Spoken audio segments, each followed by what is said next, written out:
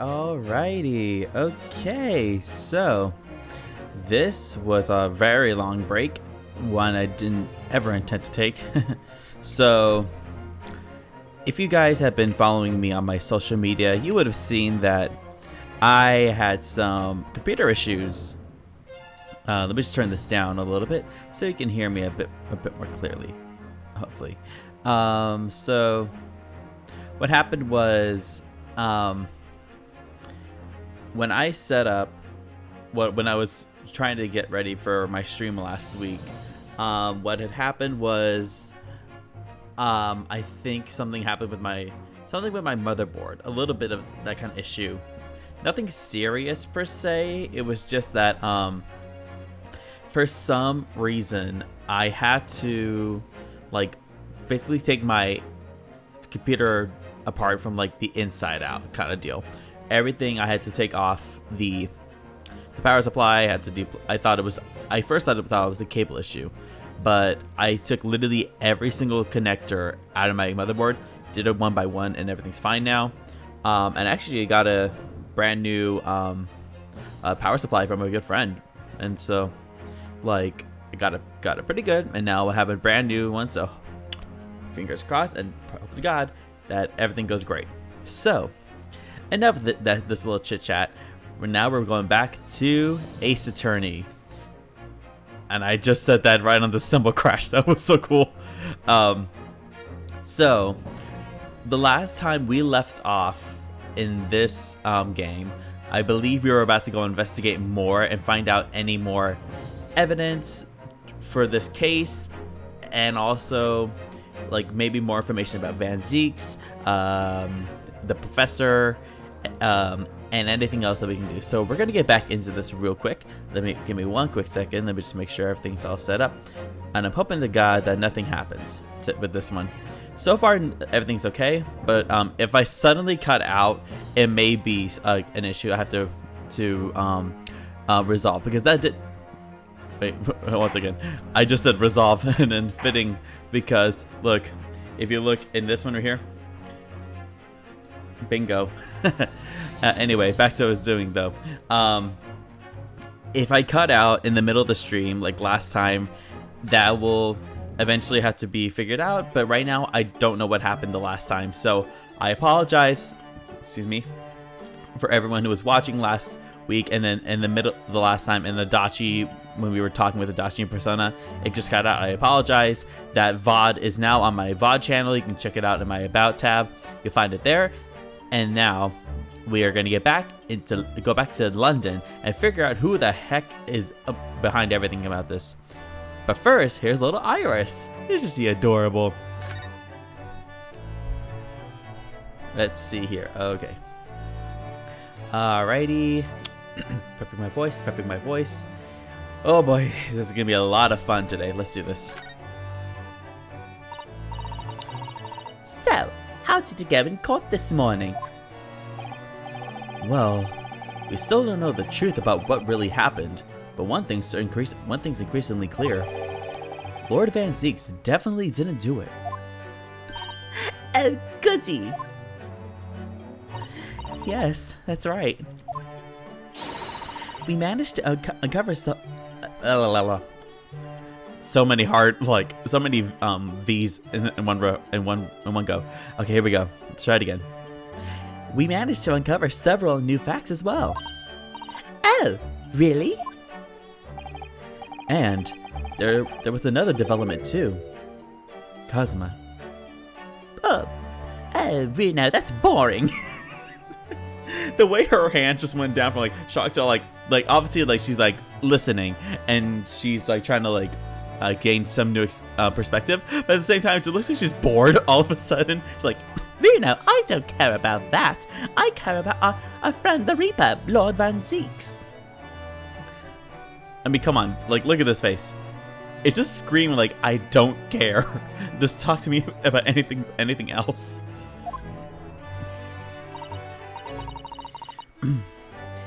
Yes, it's quite clear now that Kazuma-sama is not himself. The way he's acting, it's almost as if he's possessed. I know. I mean, at the end of the proceedings earlier, he was like a bloodhound the way he was chasing down Mr. Vigil's forgotten past. Kind of like a hound of the Baskervilles. He's not normally so mercilessly persistent.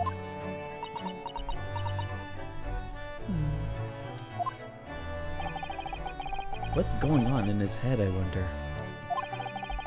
I really need to sit down with Kazuma. I was about to say Kazuma-sama. I really need to sit down with Kazuma and try to understand what he's going through. Oh, well, whatever you do, Reno, I don't care. If Gregson was really murdered the day before his body was discovered, then Lord Van Zieks has to be innocent, you see. What? The day before? Well, that should be easy enough to work out, just by examining the corpse, surely. Yes, you would expect so, but curiously, no time of death was included in the autopsy report. That is curious. There are still unanswered questions about Lord Van Zieks, though, aren't there? Do you mean... I mean, what was he doing there on Fresno Street that day in the first place? Well, according to the man's testimony, he said he was investigating Inspector Gregson, didn't he? And it turns out that little room was actually the inspector's secret office. Oh, that sounds like it has all the makings of a wonderfully devilish plot. I'll go type it up now. Excuse me, Reno. What should I call it? Susie. Sorry, not Susie. Iris. I'm sorry. I mixed up Iris and then Iris's nickname for Susato. I totally forgot. Sorry. I'm so sorry, my precious Iris. Oh, I'm so sorry, my sweet child. I'm so sorry. Don't make me be so mean in your next story, please. I swear to God. Jesus. Now I know how Gregson felt every time he had to do something to please Iris, because like she could easily write you like you ripped some man in half and like everyone would believe her. Jesus. I'm so sorry, my your ladyship. I will never do that again. Oh God, I'm so sorry, Iris. I didn't mean that. I swear to God, I didn't mean that, my lady. Okay, let's get back into it. Okay, let's go back to what you said. Oh, that sounds like it has all the makings of a wonderfully devilish plot.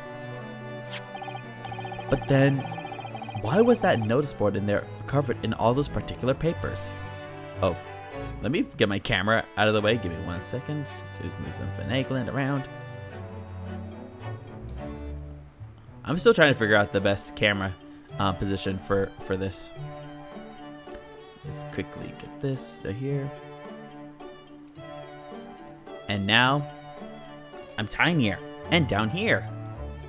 Okay, so that may help. So you guys like, I keep blocking the stuff in the trial, so hopefully that makes it a bit better. You can see things better now.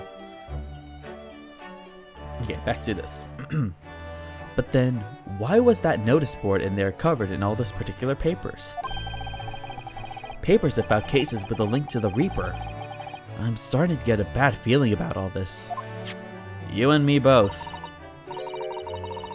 Oh dear, that sounds more like something horribly devilish. With no plot. We must start by looking into Inspector Gregson's movements of late. Do you know anything, Susie? Iris? Oh my God, I said Susie again. Ugh. Dang you, Iris, and your so cute nicknames for us. I hate you for that, but I still love you. Okay, so Iris, do you know anything about Gregson's movements? I know everything, Reno. I see where he ate, where he went, who he slept with. Iris, you may want to cut the last part out. Why, Mr. Naruhodo? No reason. Really, Reno? Well, the last time I saw him with someone was you, and you both went to that Fresno Street. Why am I making like all this gay subplots? I make this game like crazy gay, and I don't mean to at times, but like I just have to. I have to make it gay because. Anyway, let's keep going. Let's keep going. Okay. Okay, let's see. I never imagined I might have to be it. Okay, here we go. I never imagined I might have to be investigating an inspector's movements. Well, according to the entry in his diary, he was carrying out an incognito investigation of the Red-Headed League the day before his death. Oh, you mean he was doing the same thing as Hurley? Well, Mr. Sholmes was trying to apply, whereas the inspector was supposed to be investigating. I do wish it had been the other way around. So you're trying to say you wish that what's his face, Sholmes was gonna be the one who was gonna get choked to death? Or not choked to death, just like be part of that entire fiasco going on Fresno Street? Okay, Susato. Okay, Susie. I see how it is. I see how you are. Ugh.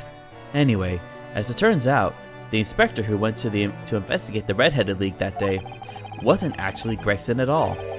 It was Mr. Vigil, in possession of Gregson's identification. You know what that sounds like to me? Establishing an alibi. Oh my! Yes, you're absolutely right, Iris. Susie. Iris. Try that again, Susie, and you'll see what happens. But why would Gregson need an alibi? It would appear that the inspector had something to do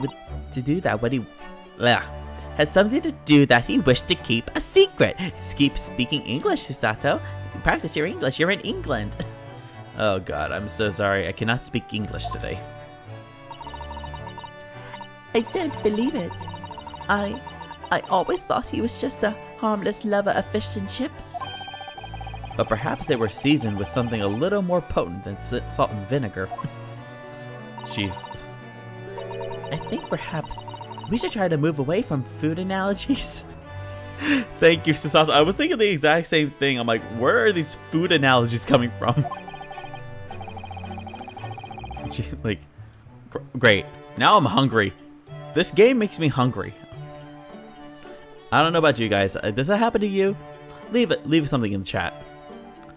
Well, anyway, if Lord Van Zieks felt the need to investigate Gregson. Yes, I agree. We must try to find out what he knows. Well, I'm trying to think though, what is going on with Gregson? I don't know of anything. Well, like, I don't really pay that much attention to Gregson, so I can't really say for sure that there's nothing like malicious he would do. But at the same time, like, what would he be up to that wouldn't like cause it? Like, what can he do that he can get away with? Because he's like under surveillance like crazy, so it's kind of hard to figure out. I don't know. That was just one thing on my head. I'm like, there has to be something big going on. Yeah, let's get going.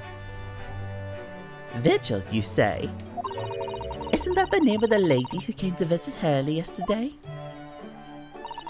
That's right.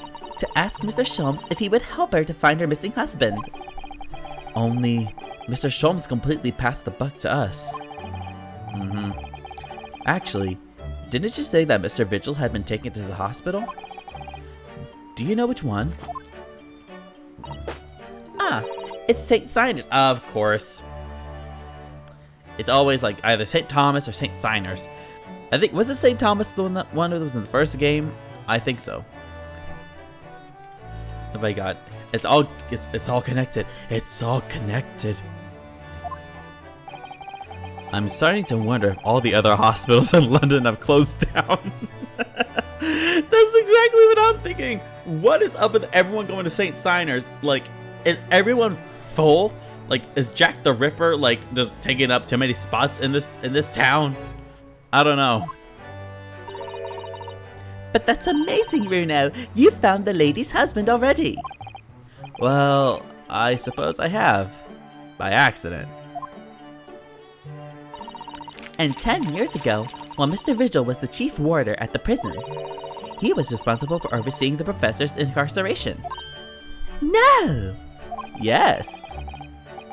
So when the convict escaped, he was held responsible and immediately dismissed. Sometimes I really don't want to grow up. Well, too bad. We all have to. There's more. For 10 years after that, while he was ostensibly working as a peddler, he also had another secret job. He was paid by Gregson to be a stand-in to impersonate the inspector. To impersonate Gregson? But why? I have absolutely no idea. Ginny was right. I'm starting to think all adults are up to no good now. Aw.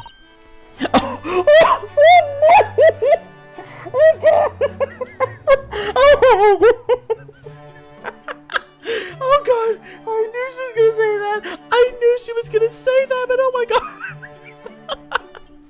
Oh god, I wasn't expecting it to be like that deadpan of a face. Oh god. Oh god, I'm sorry, that was so adorable. Oh god, okay. Okay, give me a second. Ooh, okay. I just wasn't expecting her to just be like, and you too. Oh god. Oh god, why was that so funny? Okay. Okay, we're getting back under control. What was the line before? I gotta say leading up to it, okay. Oh god. Whew, okay. Ginny was right. I'm starting to think all adults are up to no good now. Including you, Bruno. I haven't paid anyone to impersonate me. That means he has ties to the professor and to Inspector Gregson, though. So I do think we ought to pay a visit to Mr. Vigil, don't you? Back to St. Signers, then. Okay. Oh, here we go. Well, I think it's clear what we need to do, isn't it? Let us investigate, my dear fellows. I always like this music when it comes up. Oh, Iris, you're even more enthusiastic than usual today. If anyone has anything to hide, my special Wilson shooting iron will soon set them straight. Like you, Bruno, be prepared! Thank God, Ryunosuke has to look over his shoulder every second he's in London, because he doesn't know if he's gonna get 1, arrested, 2, gonna be jumped by Sholmes or Iris, and 3, he might even just get convicted of something. You saw what happened at the restaurant. At the restaurant in the very first case. But oh my god, every single time he's going around, he almost gets killed or is about to be killed for doing something he wasn't even a part of. I don't know. I can never live as Ryunosuke, honestly. Okay. That water pistol? It's stuffed full of a piping hot, extra special blend of mine. Then I'm quite sure it will be very effective. I'd better be careful not to hide anything. Exactly. Well, it feels a little strange that Mr. Sholmes is nowhere to be seen, but still.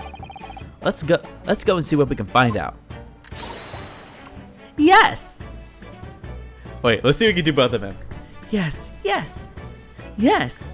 Okay, close enough. Alright, let's keep going. I do like this fireplace. It's one of the best things I've seen since we arrived in the country, in fact.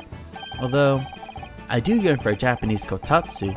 Putting your legs under a warm blanketed table is so comforting. Do be careful, Mr. Naruhodo. Don't mistakenly put your feet into the fire, will you? You'd suffer terrible burns, you know. I worry sometimes about how Susato-san sees me. Okay, I just want to hear that one more time. Okay, basically hit every little thing in this room. Good enough. Okay, let's keep going. Okay. We gotta go to the hospital. Perhaps we should leave Mr. Vigil in peace for a little while. He's only just been admitted. Well, too bad.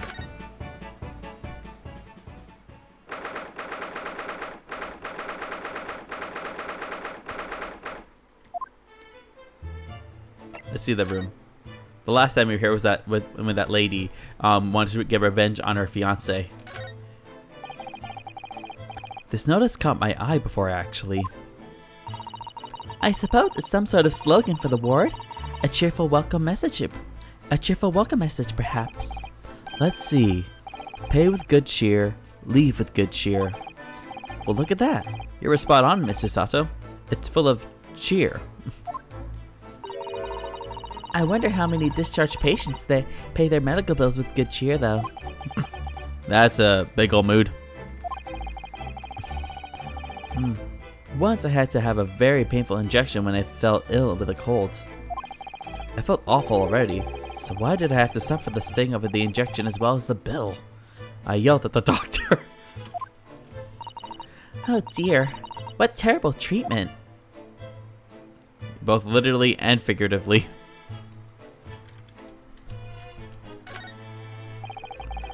These must be the patient's treatment notes. Let's see. Tendency to jump from windows. Remember to place cushion at base of wall outside. Oh god. They had to really put that on there. Aren't we a story up from the ground here? Oh dear, poor Mr. Vigil. I can't help feeling that there's a better solution to the problem than a cushion, though. Finding something you'd lost isn't always a happy experience, it turns out. Pursuing the truth can be a very dark business sometimes, can't it? Yes, I'm afraid it can.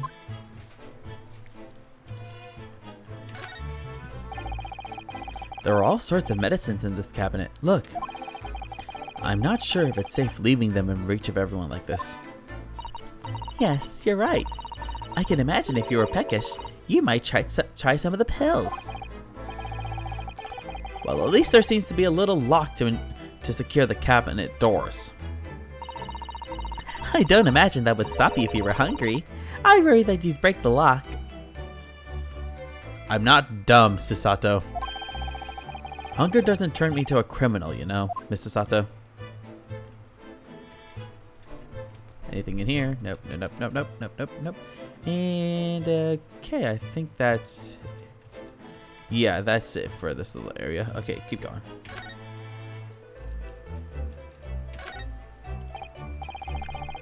Patient treatment notes. What do these say, I wonder? Endlessly obliging.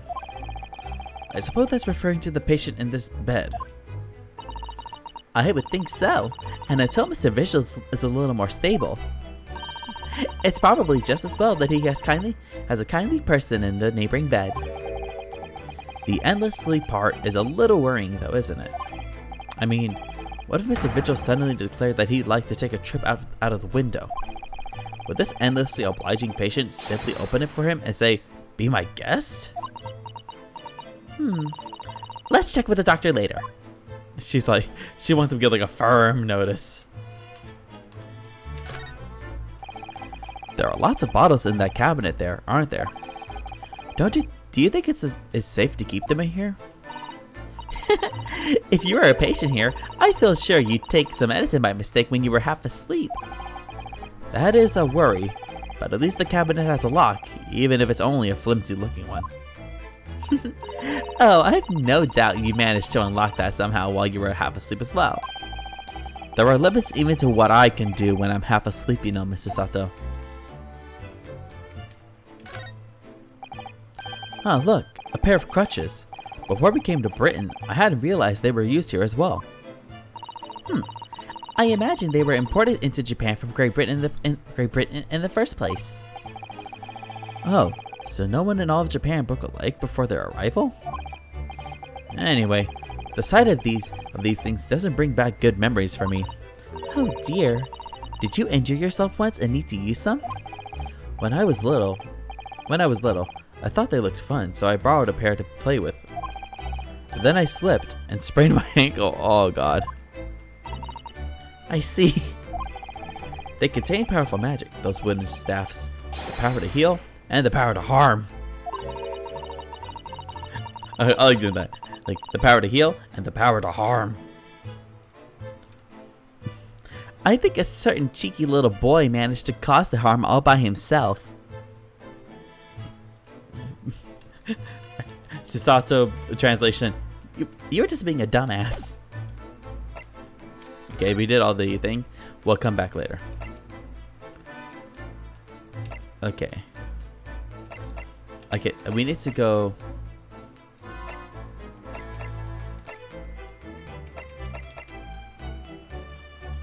Okay, let's start by the prison.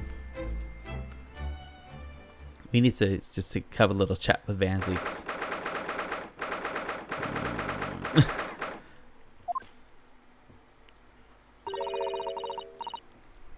Lord Van Zeeks is reading. Look.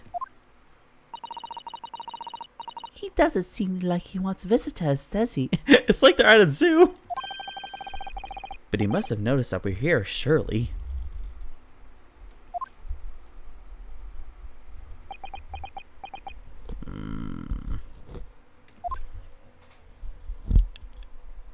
There he is. What do you Nipponese want? That's no way to greet the lawyer who's trying his hardest to prove your innocence, is it? Perhaps not. Huh? I apologize. So what can I do for you, Mr. Naruodo? It's so weird hearing him say my name. Lord Van Zeeks, speaking earnestly. The fog will lift over London for the first time in months tomorrow. This does feel very, very strange.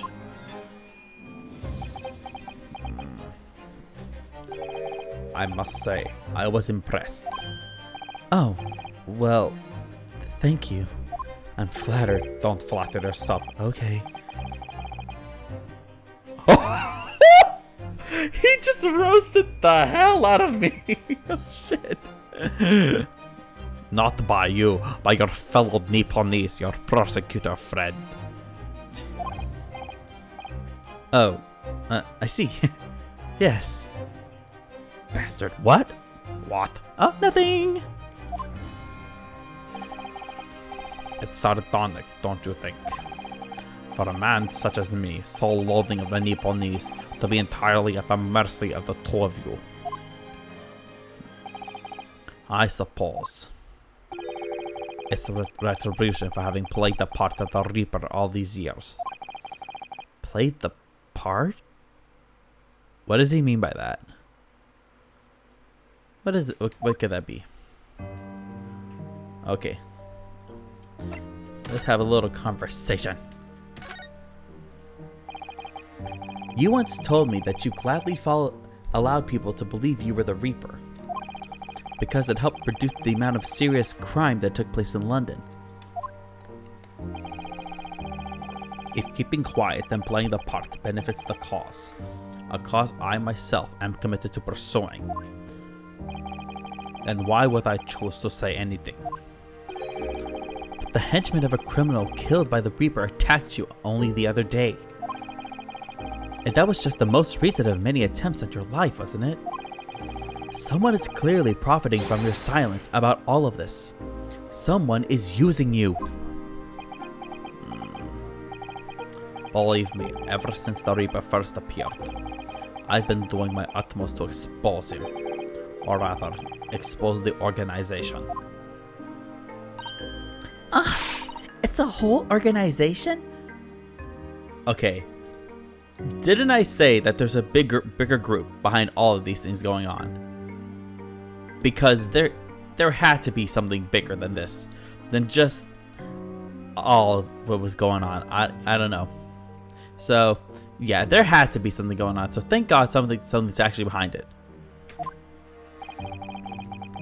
It's inconceivable that all those accidents were orchestrated by one man. Thank you. Like I knew I wasn't going crazy. No, the Reaper always appears to have very accurate information about the accused in each case, which can only mean that somebody at Scotland Yard is involved.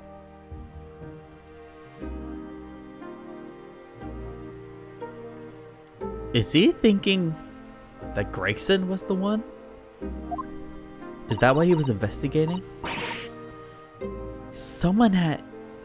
You can't mean... It's taken me many years, but I finally identified the central figure in this Reaper organization. Tobias Gregson. Okay. Interesting. Okay. Yeah, I guess that can make sense. I want to see where this goes though, because I did think when I didn't say this outright, but I did think, like, could there have been someone at the yard that was behind it? I just didn't think it was Gregson. I honestly didn't think it was Gregson. I thought it was somebody else, but I couldn't put my finger on who. But I'm actually pretty interested though, because Gregson didn't seem like that kind of person. But then again, could have been like a wolf in sheep's clothing. Okay, let's keep doing this. No! No! Gregson, the Reaper?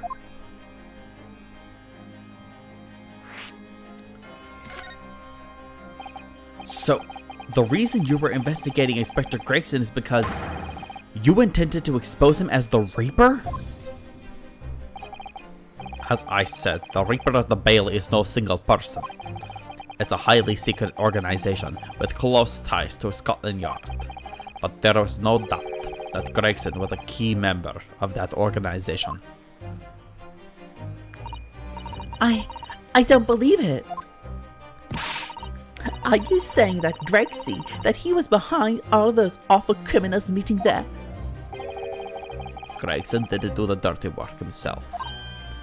Oh. He was the tactician.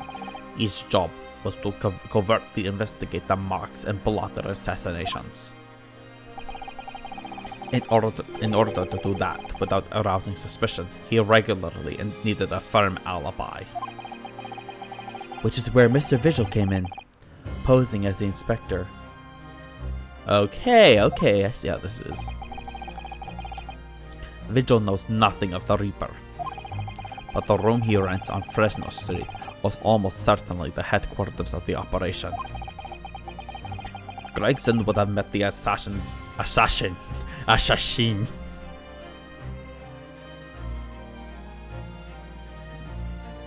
I think I just figured out what Asian's name is. Assassin. I like. Is that her name? That one woman who we who's supposedly that one English woman who was visiting to Japan, and then we figured out that her name isn't actually that name. It's actually Asian. Is Asha Shin? Is that her name? I want to know if that's her actual name, because I want to know if like that's actually what her name is. Oh god, if that's actually her name, I'm big brain. I'm big brain.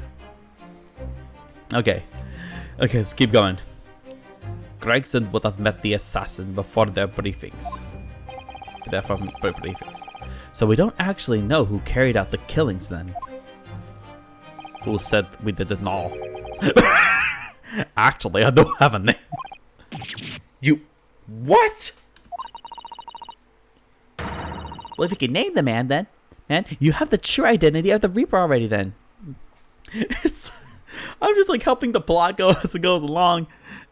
It's like, but also they're thinking like, then why didn't you say anything earlier? You could have helped us.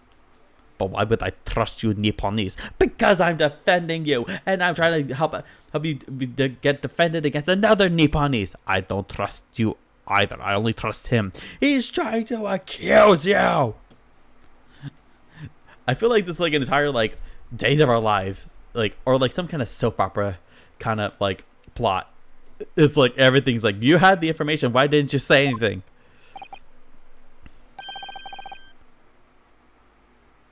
Am I... Well, if I can name the woman. Am I... Oh, did I... Are we gonna find about Asian? Oh, a woman. Well, would you look at the time, Mr. Naruhodo? Bye! She like runs. It was Susato all along, who's been messing with everything. It was Susato all along. She's a young woman by the name of...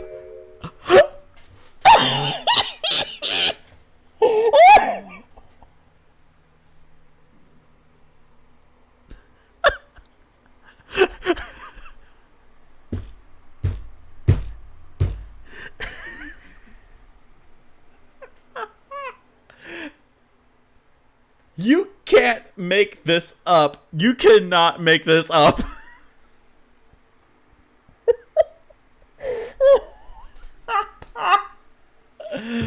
Oh god, how did I didn't even mean for that to happen. I was just joking.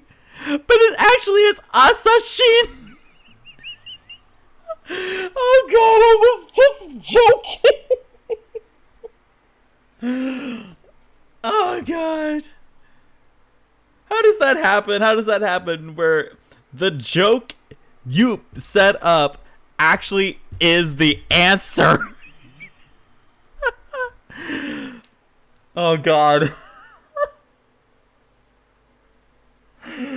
Oh god. Well, I said it. I'm big brain. I'm seeing this all pan out. I'm seeing this all panning out now. It was Asashin. She was sent to kill everybody, and Gregson was the leader of the secret organization. I see it all now. Oh god, I can't believe I can't believe the joke I said was actually the answer. Oh god, okay. Let's keep going, Okay.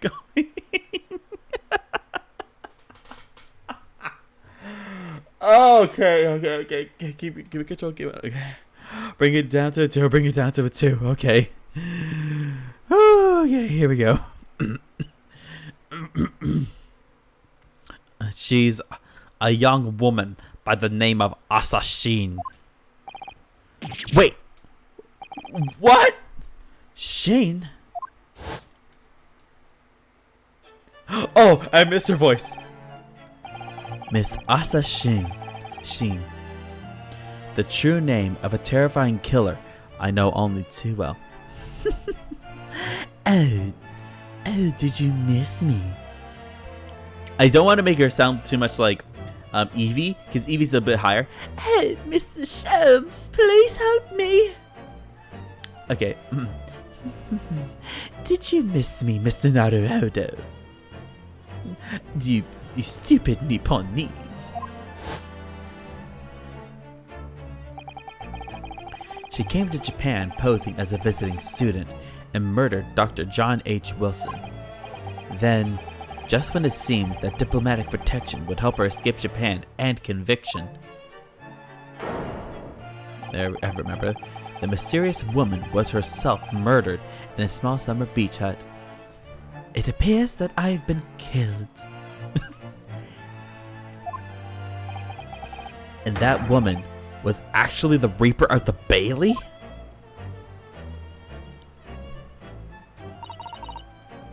Miss Naruhodo, this perhaps isn't the place to discuss. No, of course not. We can't mention it here. Mention what? Nothing, Susie. I mean, Iris. Susie, what are you talking about? Nothing, Iris. Don't think about it.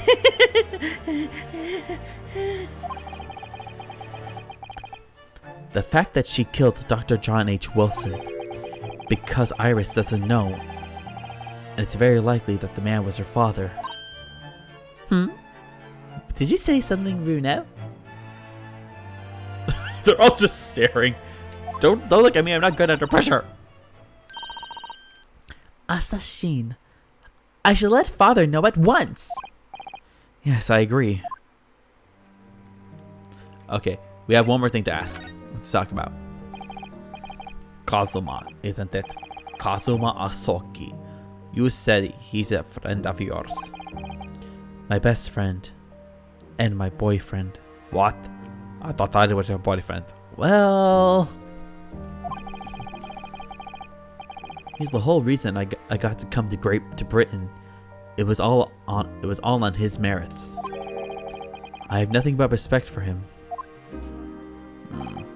yes, I understand that only the very best students are selected for such opportunities. And I had a fine demonstration of how sharp he is in the proceedings earlier today. He missed nothing. In fact, his flawless performance very much reminded me of his father. Genshin Isogi, the professor.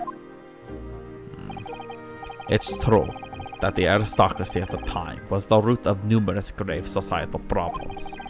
They were abusing their power, playing with the common man as pawns in politics, in economics, in war. In many ways, Asogi was carving out a canker from society that we British couldn't deal with ourselves. I see. But that's precisely why it makes no sense. Clint Van Zieks was a noble and upstanding man. He wasn't corrupt. Why did that damned Nipponese have to go and take my brother's life? Sad. In spite of having once saved mine. What? He saved your life? How did that happen? Well, now we have another thing to talk about.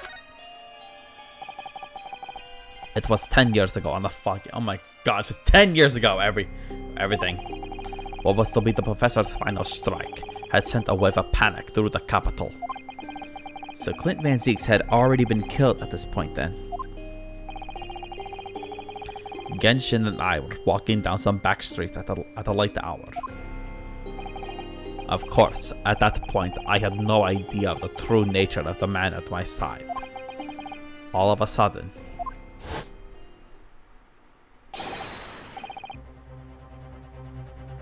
don't make a pipe, you're coming with us. Oh my gosh. Jesus. We were surrounded. All of our assailants were armed with pistols, their faces obscured by scarves.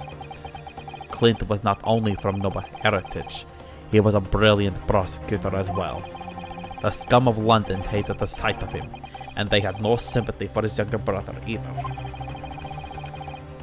I'd been targeted several times before already. Yeah, it's Van Zieks, so alright. We've got him. I could hear them murmuring amongst themselves. I knew they were after me, but just when I thought my time had come. If I let them kill you, Clint would never forgive me. It was Asogi's voice, just a whisper in my ear.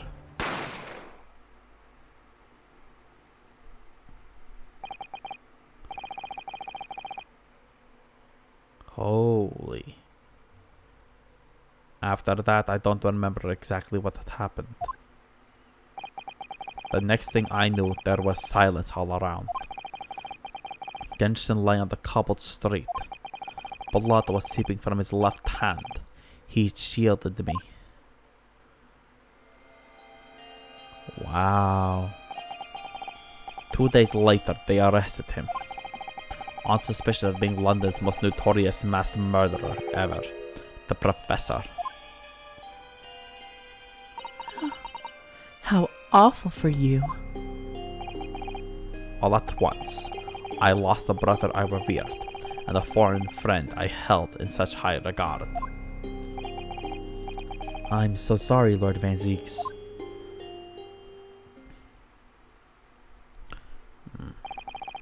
That's the end of my miserable tale. I never thought I'd recount it to anyone. Well, thank you for confiding in me. The Professor, the Reaper, and Inspector Gregson. I wonder just how intimately related they all are. I still can't quite believe that Gregson was essentially the Reaper, giving assassination orders to Giselle Brett. Mr. Naruhodo, let's go and inform my father. I'm sure our government will want to hear about this new information. Oh, that means I get to meet your daddy, Susie. Hooray! Oh god, I'm like, ugh. Yes, alright. Let's head back to the Great Waterloo Hotel then. Bye, my third boyfriend. What do we thought of? Oh, nothing. Let's go, Susie. Let's go, Iris. Bye. What was the new one?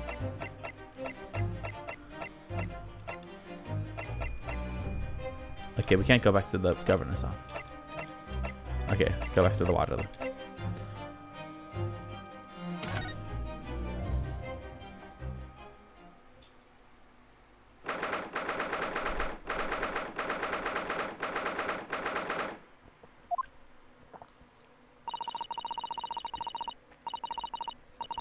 I thought it yesterday, and I think it again today. This place is so princely. It's a wild guess, but I have a feeling you'll think the same tomorrow. My tea has a finer fragrance than my tea has a finer fragrance than whatever they're serving in the tea room here, though, wouldn't you say? Ah, look what we have here. This is an unexpected pleasure. Oh, Father! Oh, is this your daddy, Susie? How lovely! Huh? Why'd you bring a kid here? What a charming young lady. And you are? Huh, really? So you're the author of The Adventures of Sherlock Holmes, are you? That's me, Iris Wilson, at your service, sir. Susie's been such a wonderful friend to me over the last year, you know, ever since my daddy never came back home. Susato, did you not? No, Father, don't say a word. Okay. Well, Miss Wilson, I must say I read your work regularly and with much interest. Iris actually lives with Mr. Sholmes, you know, Father. Is that so? Well, perhaps that goes some way to explaining that bright look in your eyes. Oh, thank you, sir. You wouldn't be smiling so airily if you knew just how bright she is, believe me. Now then, young Naruhodo, it was a pleasure seeing you in action earlier.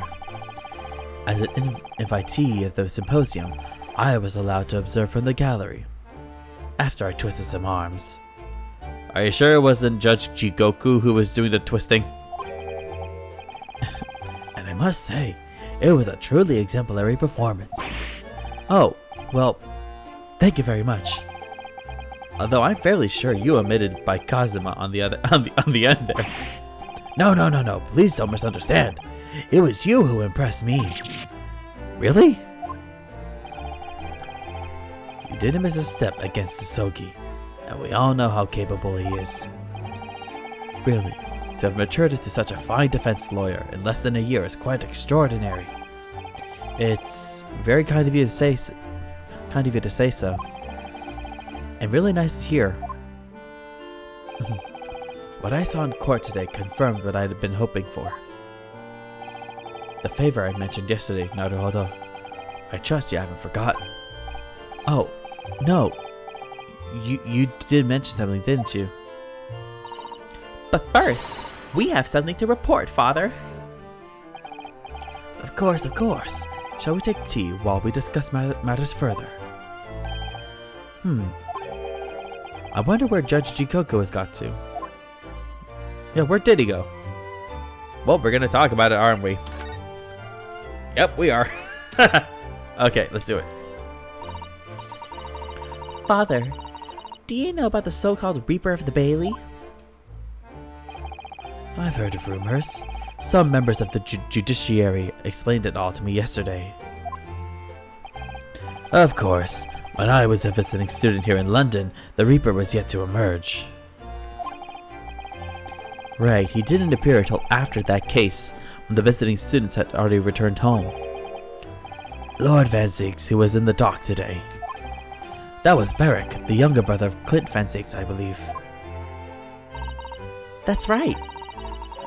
And he's known throughout London as the Reaper, as you've heard. But the truth is, it wasn't him behind all those mysterious deaths. It was somebody else.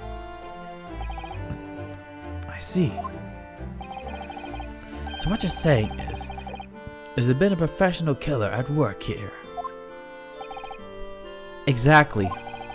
Someone by the name of Assassin, in fact.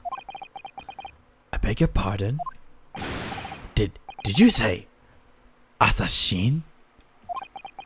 You mean that Giselle Brett woman who was responsible for killing my great friend? Oh god. I just want to be, it's like,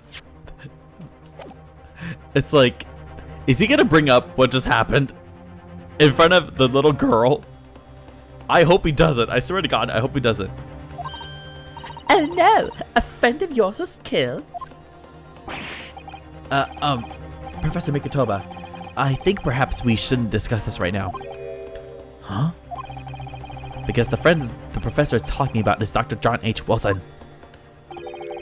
And that's not something we want Iris to find out about. Not like this anyway. Oh god, thank god they're not doing it. I was about to say that if he tells right now in front of Iris that her possible dad, died because of that, oh god, not right here, not right now. Ah, I've just remembered something. Biscuits. This hotel has the most delicious looking biscuits. That was rather out of the blue. She's doing this deliberately. I think I'll go and see if I can purchase some. I wonder, would you like to come too, Iris? Oh, okay, she's distracting. Oh, yes. Oh, yes. You just tried to leave me behind. Okay, they're gone. So that young girl is called Iris Wilson, is she? Yes, that's right. And she's the author of all those adventure stories starring the great Detective Sholmes. But the name of the credited author isn't Iris, is it? It's Dr. John H. Wilson. Yes, I know. That's the name of her father, you see. Her father? Dr. John H. Wilson. I was deeply indebted to the man for all the kindness he showed me during my time in London. That's why I was keen to reciprocate and invite him to the Imperial Yumei University 4 years ago. But he was murdered last year by Giselle Brett. Why? Why would the hand of the Reaper stretch all the way to Japan? Iris knows nothing about that case, but it seems very likely that the victim, Dr. Wilson, was her father. Well, I can't say that we ever spoke about his family, so I don't know if he had a daughter or not. But I think I can say with some certainty that he was never the great detective's partner. So, it could have been another Dr. Wilson, you think? Well, John and Wilson are both common names after all. That is true. Still, it's probably best not to mention this to the young lady until we can be sure. That's what we thought, yes. Oh, Jesus! We're back with cinnamon biscuits! Jesus, that came out of nowhere. Iris, don't do that ever again. Oh, they smell delicious, Iris. I think cinnamon would go very well with the tea they serve here, don't you, Susie? Yes, I'm sure you're right, Iris. Okay, sit to it. I haven't seen Judge Jigoku for a while, have you? Guilty. but that guilty is still ringing in my ears. No, now you mention it, I haven't seen him since this morning either. I suppose since the symposium's opening was postponed, he'll have gone to explore the great exhibition. That reminds me of something you mentioned yesterday. About Judge Jigoku having once been in the dock himself. Ah yes, it was all tied up with that accursed child. The close child of Kazuma's father. Seishiro was trying to mitigate Genshin's guilt, so he took to the stand to testify. But he got a little carried away and actually managed to break the witness stand. Oh my! He also said some contemptuous words about the British Empire, for which he was charged. Oh my god. I can only imagine, like, you bloody English and your stupid laws. And a stupid queen. Jesus. He probably said like a bunch of like slurs too. Oh dear. Although it's worryingly easy to imagine him doing that. Yep, me too. I can picture him doing it. Well, it was alright in the end. He was acquitted and we returned home to Japan together. Thank goodness. Ah yes, talking of Seishiro, I have a copy of the photograph we all took together here yesterday. Please. Oh, that is so... I forgot about the photo. That is so adorable. Oh, what a lovely picture. It suddenly seems to shout, "We've arrived in Britain." The commemorative photograph has been entered into the court record. What is this gonna do for the case? I don't even know how this is gonna help, but I guess it will.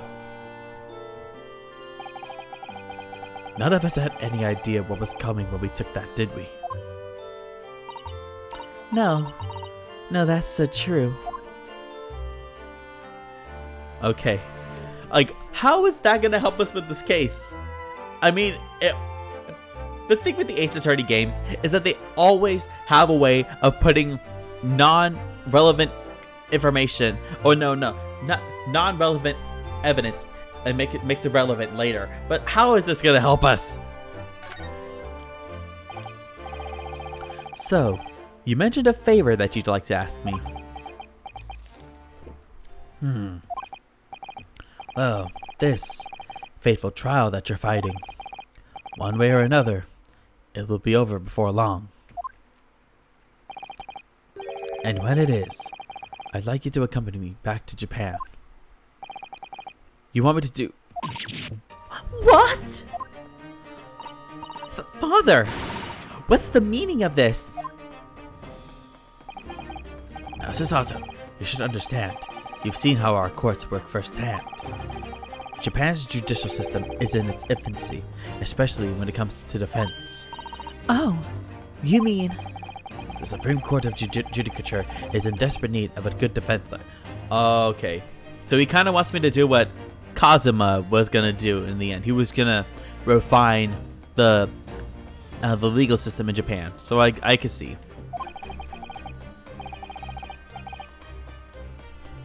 As soon as possible. Really quite urgently, in fact. But I've not even been in London a year yet.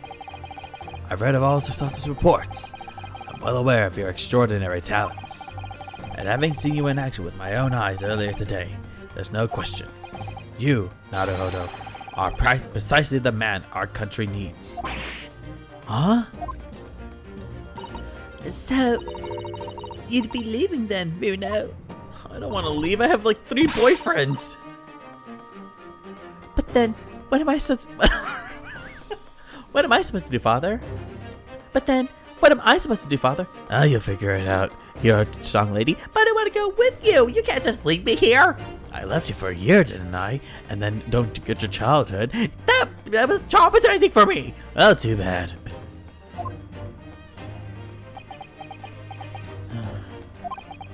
You came here to serve as Asogi's judicial assistant. Huh. Oh, yes. She's supposed to be Kazuma's assistant. Our government is still in the process of deciding how best to deal with this situation, though. You've always chosen your own path, Susato, and I trust your judgment. In this matter also. Father! Please, the pair of you, don't look so downcast. It's merely a suggestion, you understand. A hope, if I'm honest, but I won't force you. All I ask is that you consider it, and come to a decision by the time this trial concludes. I don't want to leave. I don't want to leave. I have 3 boyfriends here. Yes, alright. You won't leave, will you, No! No! Oh, I don't want to leave. I'm like, how can you resist Iris puppy eyes? How can you resist that? I can't. I'll stay with you. I'll stay with you, Iris. I swear to God, I'll stay. Oh no! I mean, I think I'll have to leave regardless at the end of the game, but I don't want to leave. Oh God, this is so sad. Oh God, the thought hadn't even crossed my mind. Up until now, I have just been trying to do what I believe to be Kazuma's will. But it turns out that he's still alive, so where does that leave me?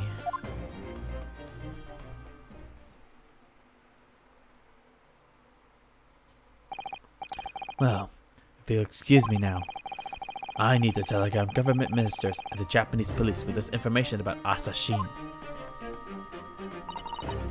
Of course, Father. Thank you. I look forward to next month's installment, Miss Wilson. Oh, good.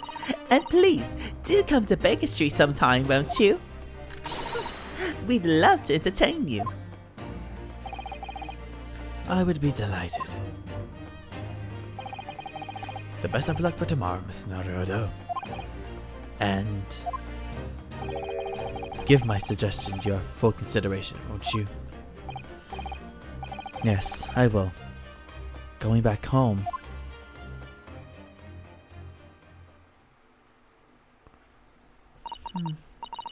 You know, Kazuma-sama has always meant a great deal to my father. I'm sure he'd love the chance to meet with him and talk to him about all of this. Yes, no doubt.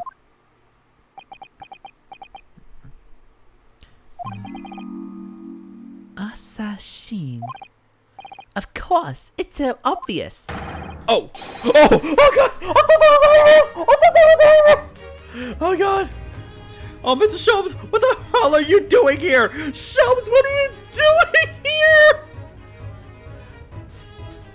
What the? Where did he come from? Where did he come from?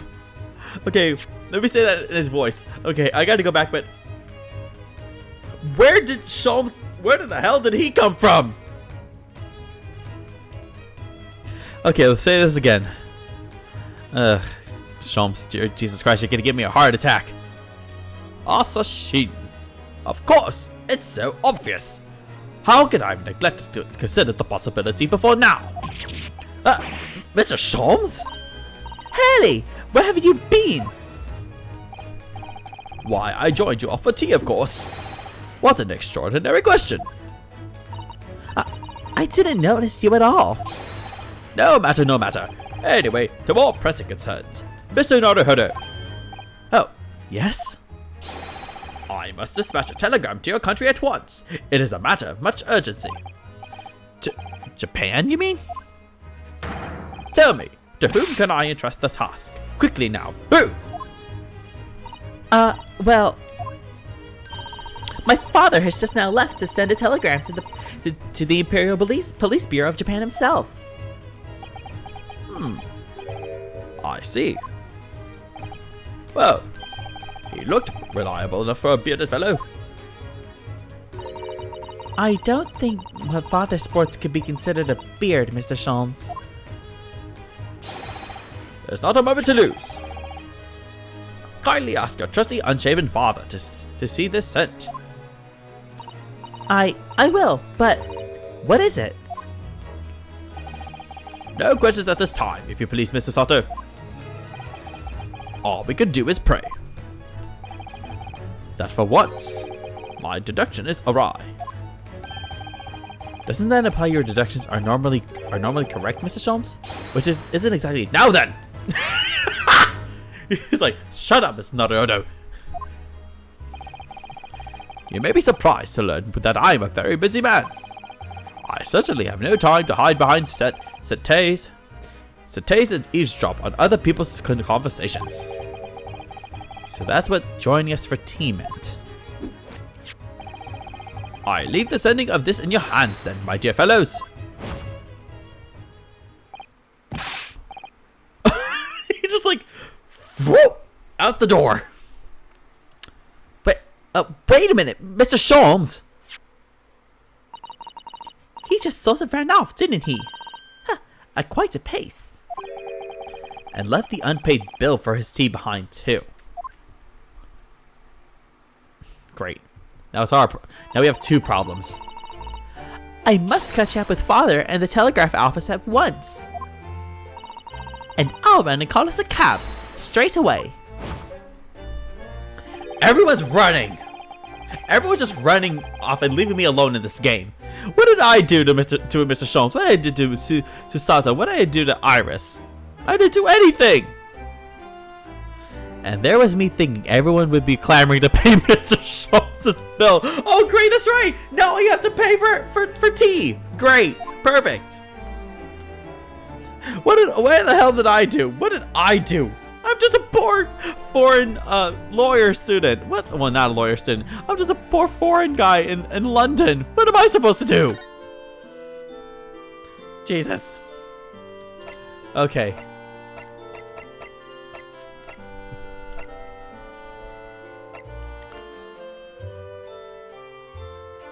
Oh, oh God. Look at this what it says down here. Look at what it says down here. In some ways, this place seems to rather suit Lord Van Zee. Oh dear, did I say that out loud? Yeah. God. I love these little things here. Okay. I think we're supposed to go to here. I think we're supposed to go to the Chief Justice office. Okay. Oh no. Now my second boyfriend. Great.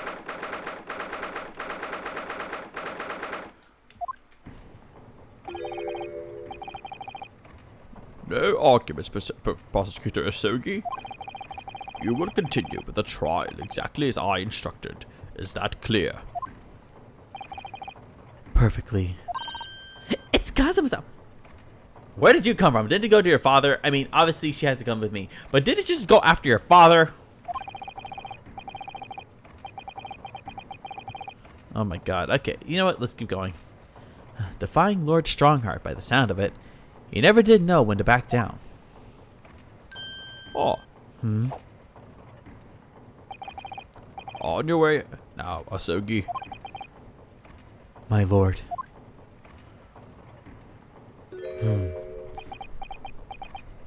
Hello. Hi. Kazuma. Of course he kissed me goodbye. Okay, what the hell? He left without saying a word. Only a kiss. So, am I missing something? Yes, what are you doing here? Oh, well, I was just hoping to ask you a few questions if you wouldn't mind. I wanted Van Zeek's trial concluded today. But Prosecutor Sogi's unwelcome inquiries are going to make it longer than necessary. Unwelcome inquiries? As a result, I'm losing even more precious time. Currently 2 hours, 55 minutes and 41 seconds. 42, 43. Then we must resolve everything before 3 hours have passed, Mr. Naruhodo. In a miraculous not even 5 minutes? Anyway, I can't let the man's obvious bad mood put me off. I need information. Make it quick, Mr. Naruhodo. We only have much time, and I hate time. It ticks by so slowly. Slowly. Ever so slowly. Does Prosecutor Sogi believe the Lord Van Zieks is the Reaper? I wouldn't know. It was 10 years ago, in that fateful close trial, that Lord Van Zieks made a name for himself among the judiciary. Make this a bit lower. But the next trial he fought, he lost. It meant the ringleader of a criminal organization was acquitted, thanks to all the jurors being under duress. But that's awful! The man's freedom was short-lived. He lasted just 3 days. Yes, let me see. He died in a rock slide at his place of work, I believe. How do you know that, Sato? Correct. That was the inauguration of the Reaper of the Bailey. And people believed the Lord Van Zieks was responsible. He was brought to trial himself, but it was shown to have been an accident. So he must have had a solid alibi then. Nevertheless, the mysterious deaths continued. In total, 16 persons perished in unusual circumstances, ostensibly at the hand of the Reaper. That's a long run of coincidences. Well, the Reaper's true identity may well be revealed by this trial. And the impact that the revelation would have on the British public cannot be understated. Is that why it's a close trial? Precisely. Okay. Speaking of close trial.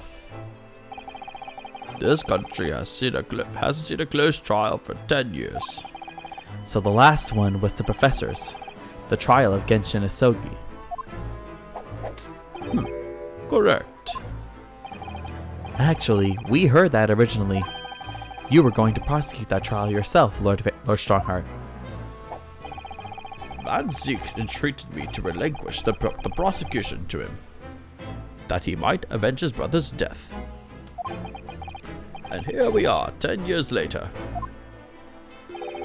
with the son of the man Van Zieks had condemned now looking to avenge his father's death in the same way.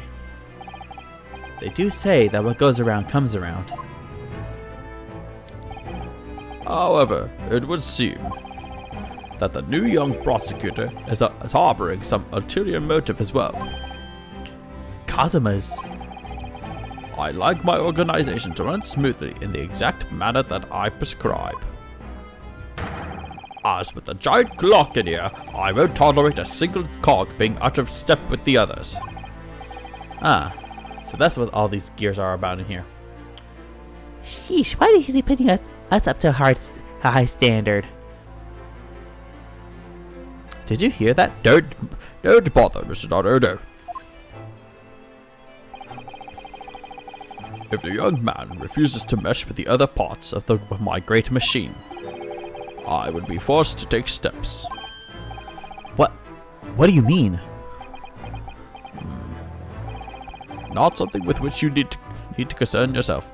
I'm about to say, like, it's not your problem. In any case, all your questions will be answered tomorrow. huh? Tomorrow? Oh, we only get 2 questions? Now, I shall have to ask you to excuse me.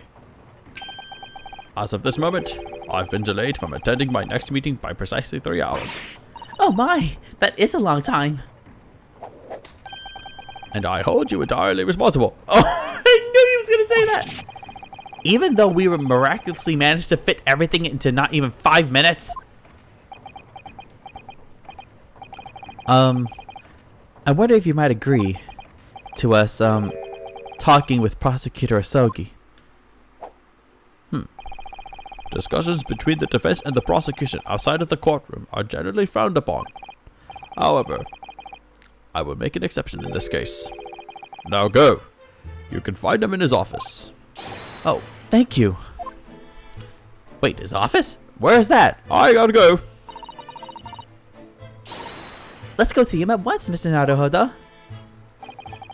Kazuma's my best friend in the world and my boyfriend, but I'm really not at all sure I know how to talk to him at the moment. I don't even know. Me neither. Okay. We gotta go to the... Where's his office? Is it just... Oh, wait. Okay, so he just took over the advanced office. I get it. Okay. I need to go to use the restroom real quick, so I'll be right back.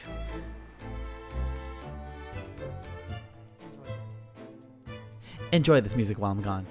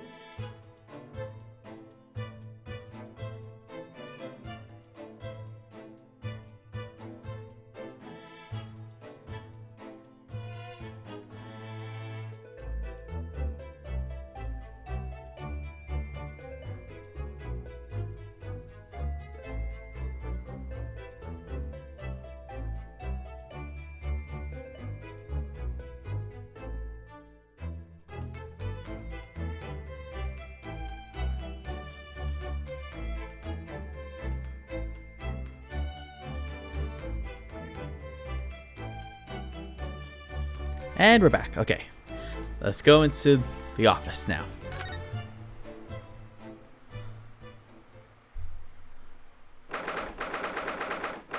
Oh, he's following his mentor's footsteps by making an entire model.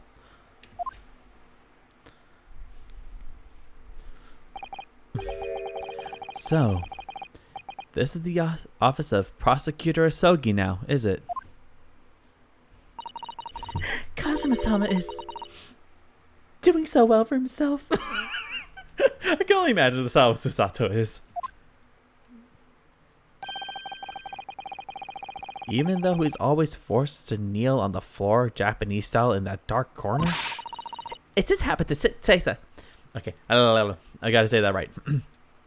It's his habit to say that style whenever he's working. Okay, Susato, jeez, we know you love him, but too bad he's my boyfriend now, okay? So stop it.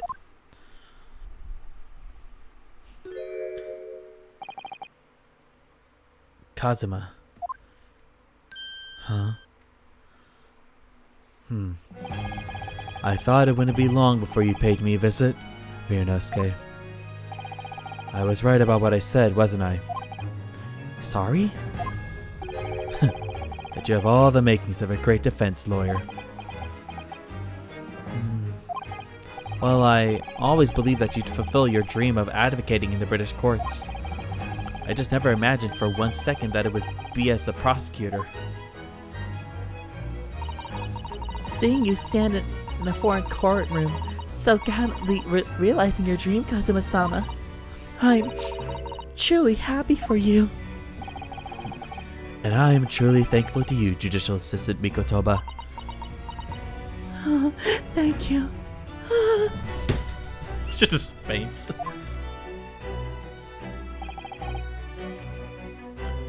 Ryunosuke, I always thought it would be fun for you and I to shake up the British legal system a little together. This isn't quite how I envisaged it, but it's like I more imagined you on the desk and me behind you. What? Nothing. I suppose it's just another twist of fate. I've learned a lot of things during my time in London. About how Susato-san's father was himself a visiting student here once, along with Judge Jigoku, and about what happened with your father. Then you'll have no difficulty understanding why I had no choice, why I had to find a way to get to Britain as a visiting student myself. I want to hear from you, Kazuma. As you wish, Ryunosuke Naruhodo. My God, like, oh wait, let me see what he says about the office. There's Lord Van Zeke's incredibly stylish desk. It's not my style though. Okay, I like it. No, I noticed you've been working at that little table on the floor, kneeling down Seiza style. I thought it was some kind of punishment set up by Lord Van Zeke when I first saw it. I find it the most comfortable way to work. I can't do it. After a couple of minutes of sitting with my legs folded under me, they start to go tingly. Don't exaggerate, Ryunosuke. We both know you can't even manage a minute. Oh my God, this is so good. It's like Jesus. It's like, bruh, I know you. You can't last longer than 30 seconds. Oh God. And that's why he's my boyfriend. Well, second boyfriend after Sholmes. Lord Van Zeke's fine collection of hallowed chalices and bottles, all neatly lined up.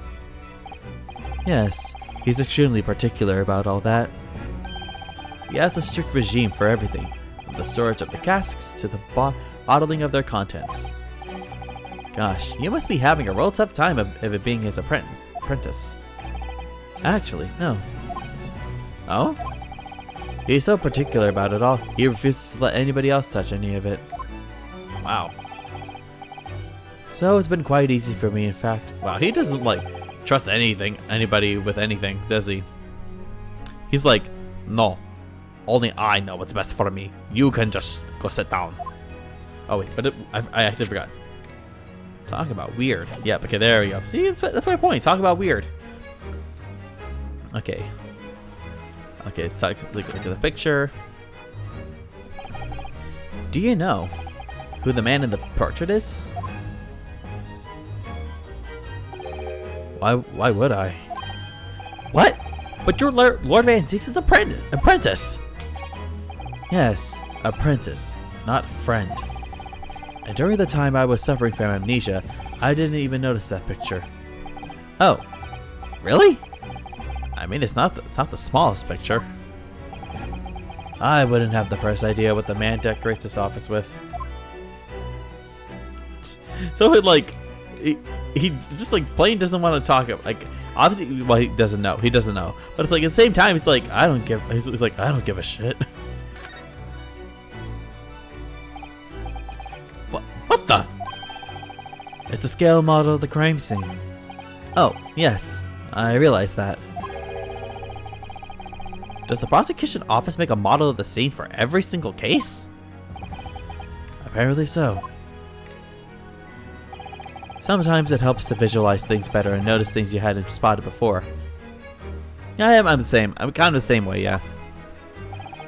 Actually, the miniature notice board is my work. Be honest, you enjoyed making that. You like arts and crafts, don't you, Kazuma? Okay, let's see those bats again. Woo! There they are. Ah! You disturbed the bats, did you? Fitting companions of Lord Van Zeke's, wouldn't you say? Actually, I've seen things flying in Lord Strongheart's office too. doves, I think. So they do notice it. They do notice it. Perhaps you have to like birds to attain rank in the judiciary here. Although bats aren't birds, of course.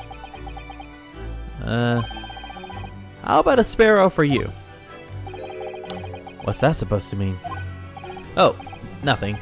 Sorry, just thinking out loud. I forgot. I'm pretty sure a sparrow has a deeper meaning, but I forgot what it is. Casks floor to ceiling, just like the last time you were here. Hallowed barrels, I suppose. They're arranged according to vintage, flavor, and region. Every week, they're all taken out and put back in order. What? Every week? Orvances can't seem to settle on the perfect way of arranging them, you see. Vintage, flavor, and region don't neatly coincide. That's the trouble. Gosh, being his apprentice must be a real challenge. Actually, no. Oh?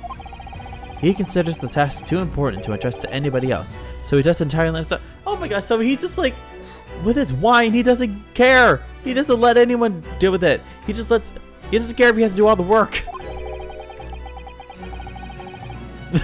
Oh my god. So he's a barrel of laughs here and in court then? My god, this is not the time. Okay, read the room. Okay, I think that's it. Yeah. Okay, let's get talking. It's getting on for a year now, since what happened on the SS Buria. Oh, don't remind me of this time. We were heading across the oceans from Japan to Great Britain when a bizarre series of coincidences led to those tragic events. I thought I lost my best friend forever. I must have been unconscious for a long time. When I awoke, I was lying on a bed. It was a narrow little room. There was a posy of flowers by the pillow. It took me a little while to realize that I was in the cabin of a ship. I slipped out of the room and headed up onto the deck. Were you already suffering from amnesia at that point? Yes. I didn't know what had happened or where I was. There was just this voice in my head. You have something that you have to do, something no one else can know about. Go to Great Britain. Your task awaits you there. Was he like a sleeper agent? I think I said the same thing, but like, I feel like it's a sleeper agent or something like that. It was a calling I couldn't ignore. It compelled me relentlessly. Out on deck, I saw that I was on a huge steamship, and we were docked in a large port. It must have been Hong Kong. Yes, it must have been. Presumably just before they were due to carry your body off the ship. I had no idea of the situation, but I did have the feeling that this was in some way my last chance. So I concealed myself among the disembarking passengers and went ashore. Then I disappeared into the crowded streets of that foreign port city, so I could plan my onward journey to Great Britain.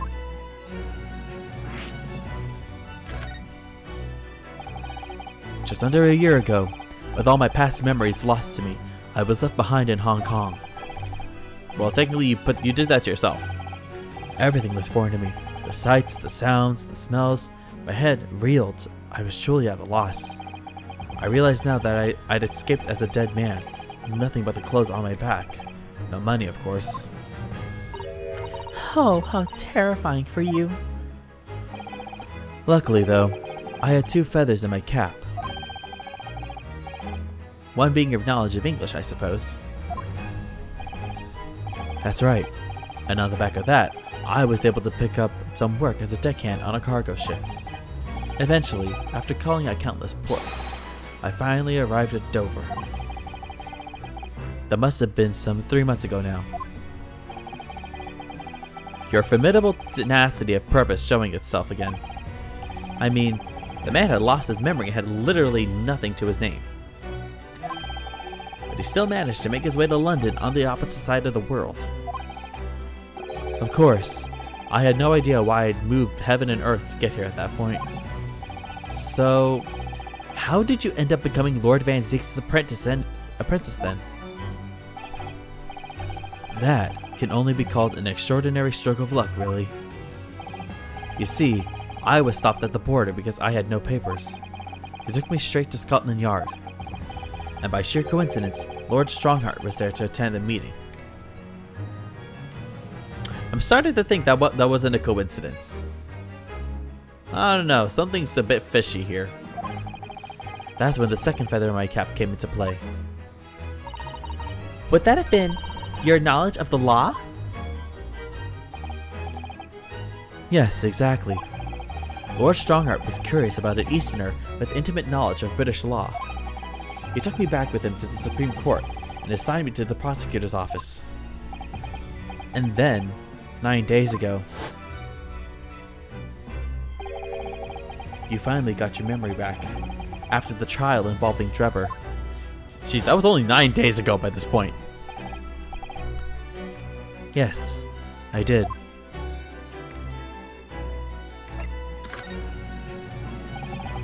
Ever since I first met you at Yume, you talked about your dream. Oh, the headband! I missed the headband! Mark my words, Ryunosuke. I'll be chosen as a visiting student and make my way to Great Britain someday.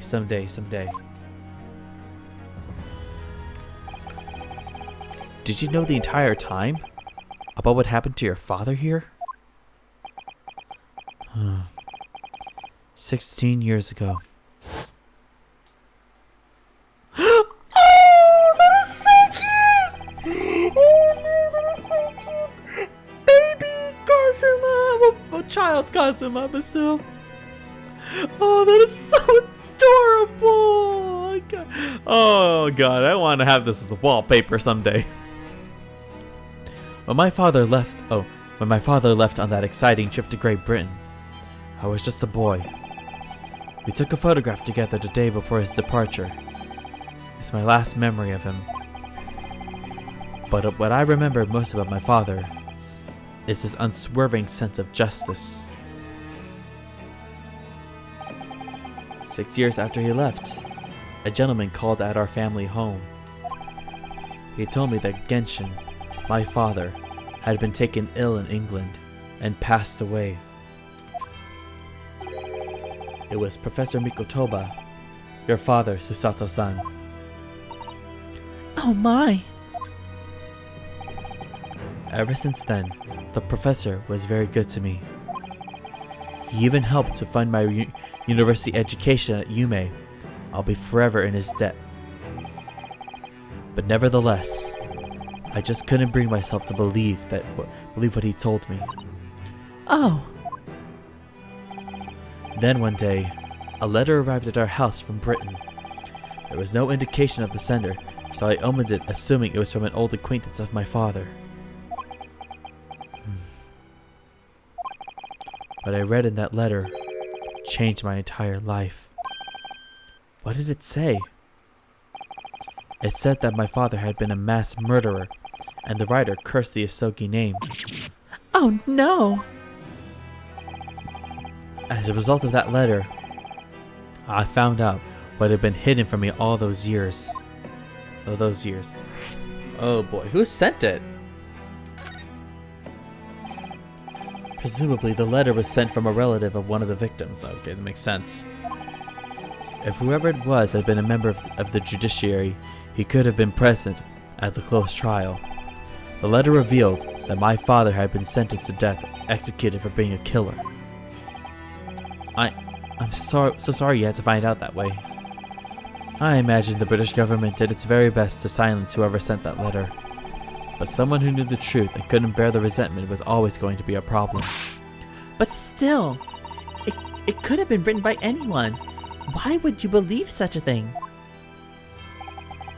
There was a newspaper cutting included with the letter. It was the first I'd ever heard of the professor and his terrible killing spree. Well, what did my father have to say about that letter? I couldn't bring myself to show it to him. What? Why not? Because he deliberately concealed the truth from me by telling me my father was taken by a fatal illness. That couldn't have been easy for him, and he'd done it out of consideration for my feelings. But I said screw my feelings. So instead, I showed the letter to Judge Jigoku. To the other visiting student. He faltered for the briefest of moments, but then he just laughed the letter off. In that moment, I saw it on his face. He was undeniably shocked, shaken momentarily, before recovering his poise. Oh. A year later, my bereaved mother succumbed to the strain of grief, and she too passed away.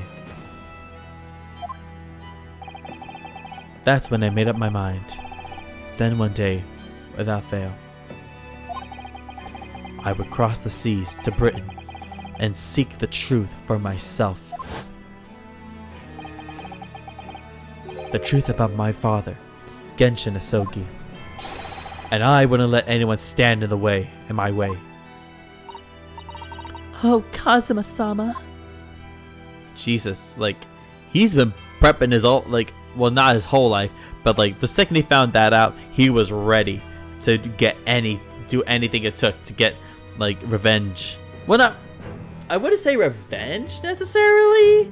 I want to say it was mainly that he was prepared to do anything to figure out what had truly happened and do whatever it took to gain justice for what had happened to him and his family. What we learned today in court turned things completely on their head. 1 second.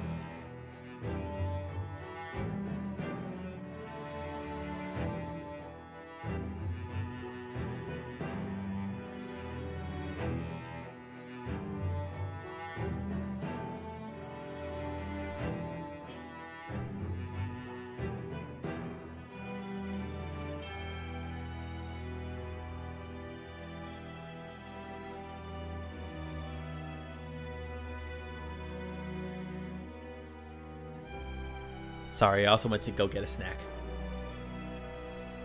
Okay, let's get back to the game. Oh. It was an impressive piece of lawyering, Ryunosuke Naruhodo. Lord Van Zieks isn't the Reaper, you know. I almost don't want to believe it myself, but it turns out that Inspector Gregson himself, the victim, was... It's clear that the inspector was behind the Reaper's activity all along. What? You mean you knew? The real question is, who's been giving orders to the inspector? Yes, Beric Van Zieks is the real Reaper. What? And I know that 10 years ago, it was him.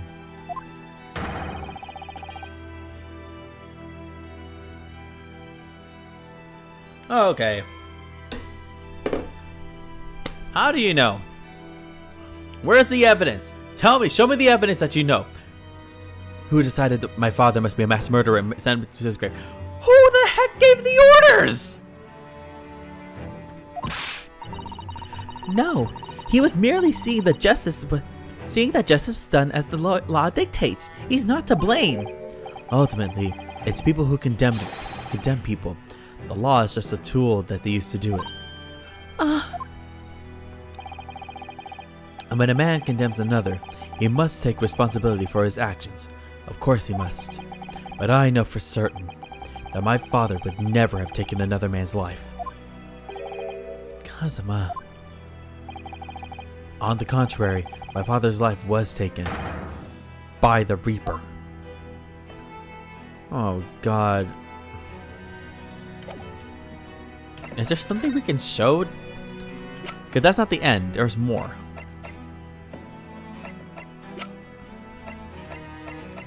Okay, I feel like we have to go somewhere else. We need to get more information from somewhere. Actually, hold up. Let me show him my armband. Can we show him the armband? Oh, wrong button. Here we go. Kazuma, this is your armband. Actually, I think it's yours now. Sorry? You're the defense lawyer. You have a talent for it. I've always known that you would. And now, you've chosen to take that path in life. As your friend, I couldn't be happier for you, or more proud. Kazuma. Oh, Kazuma. Why are you crying? So you keep hold of that. Besides, I'm a prosecutor now. The armband would have no meaning for me.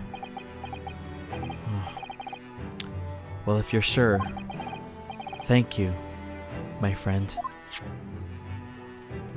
Jesus.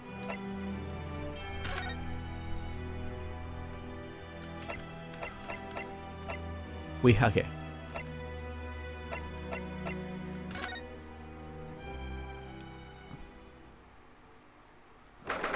Okay, I think we can finally meet with him. Because now we actually have, like, the thing. This is the ward where Mr. Vigil was brought, apparently. To be frank, I'm a little worried about seeing him again. Oh, here he is. Ah, the lawyer. Hello again. Are you feeling better now, Mr. Vigil? Yes, thank you. Somewhat better. I'm so sorry to have caused you to... I mean, it was because of me. If I hadn't exposed your secret and forced you to remember things, you'd obviously tried to forget. Oh. The prosecutor was here until a few moments ago too. You dismissed him. Oh, Kazuma beat us to it. He said much the same as you. He was very apologetic. But the truth is, I brought all this up upon myself. Please, don't think like that. Oh. Keeping it from Evie, my wife, all these years, I carried such a sense of guilt. But that's not the worst of it. Over time, I obviously came to deceive myself as well. You mean about your dismissal? Looking back now, I am beginning to think that perhaps Inspector Gregson didn't stumble across me by accident at all. I mean, he compensated me so generously for acting as his stand-in. He was clearly concerned for my well-being and doing what he could to help.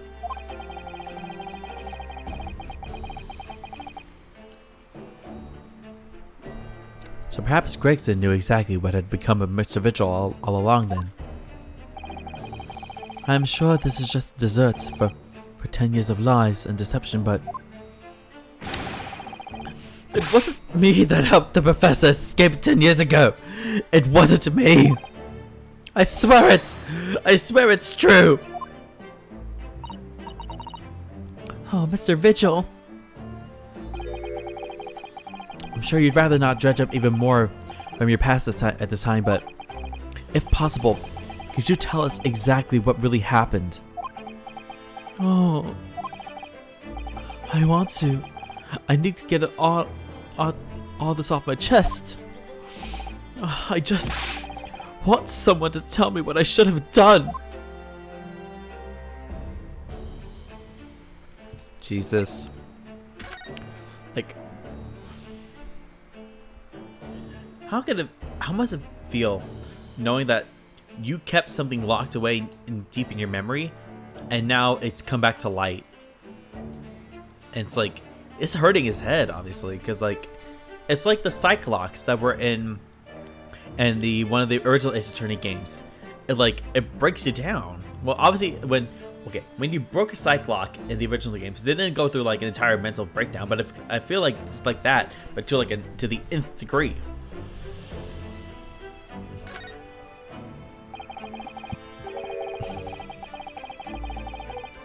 Inspector Gregson was obviously engaged in a special operation of some sort. He was investigating something that even Scotland Yard couldn't know about. Details of the Reaper's marks, yes. It was when I had to carry out those investigations that I would take his identification and impersonate him. You'd pretend to be the inspector and carry out investigations on his behalf. Oh no, never!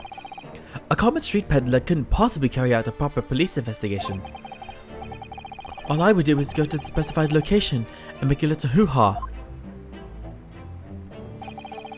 Just something to leave an impression, so everyone there would think a detective called Gregson was here. So, that's what you were doing on the day prior to the incident? Yes, he asked me to make an appearance at the park on Lime Street for the Red-Headed League event. So as usual, I flashed the inspector's identification around and was very vocal about my presence. But then you would take it to... Where did Susie come from? I thought she left. Where the hell did Susie come from? But then you were taken prisoner by those red-headed fraudsters. Yes. So, you would always make a point of showing Gregson's identification and generally being loud? That's what the inspector asked me to do, yes. Well, that's one way of becoming a legendary detective, I suppose. Not a good one, though. And as you know, I suffered this bruising around my neck at their hands. But the following day, they kept their word and released me.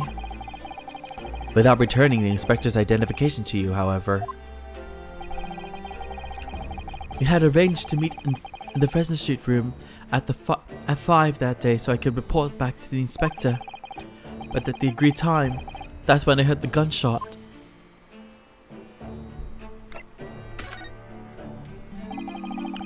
It was at midnight on the 17th of June 10 years ago.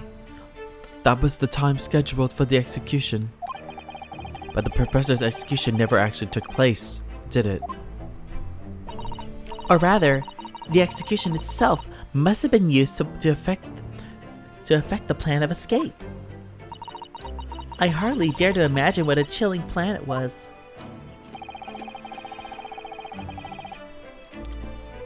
Barclay was renowned for being the highest security prison in the country. Everything that went in or out of the place was searched multiple times. But there was one notable exception. Or rather, one notable loophole. Something that was never questioned. I have a feeling I know what that loophole was now. The coffins into which the bodies of the executed convicts were placed, correct? Yes. Once the coroner had confirmed the death of a condemned convict, The body was taken in its coffin for immediate burial in Lowgate Cemetery just behind the prison. The chief warder first had to sign the necessary papers. And after that, no member of staff was permitted to touch the coffin containing the body again. When executions took place, only the executioner and the coroner were permitted inside the chamber. I would wait in the adjacent room for word that the condemned convict was dead. On that occasion, once I had that confirmation, I went into the mortuary to find a lone coffin as usual. The procedure was that I would sign the paperwork having checked the coffin, then nail it shut. But for some reason that day, the coffin was already nailed shut. No! I didn't think anything of it at the time. I assumed that my deputy must have checked the coffin and nailed it shut before I arrived. So, you mean the coffin contained... Yes, I can only imagine that Asogi, having escaped his execution somehow, was alive inside the coffin. The coffin was then taken out through the main gates and deposited in Lowgate Cemetery. Presumably, there wouldn't have been enough air inside to breathe for long. So in the early hours following the burial, somebody dug up the coffin again to set Genshin free. But in the end, he was fatally shot in the graveyard anyway.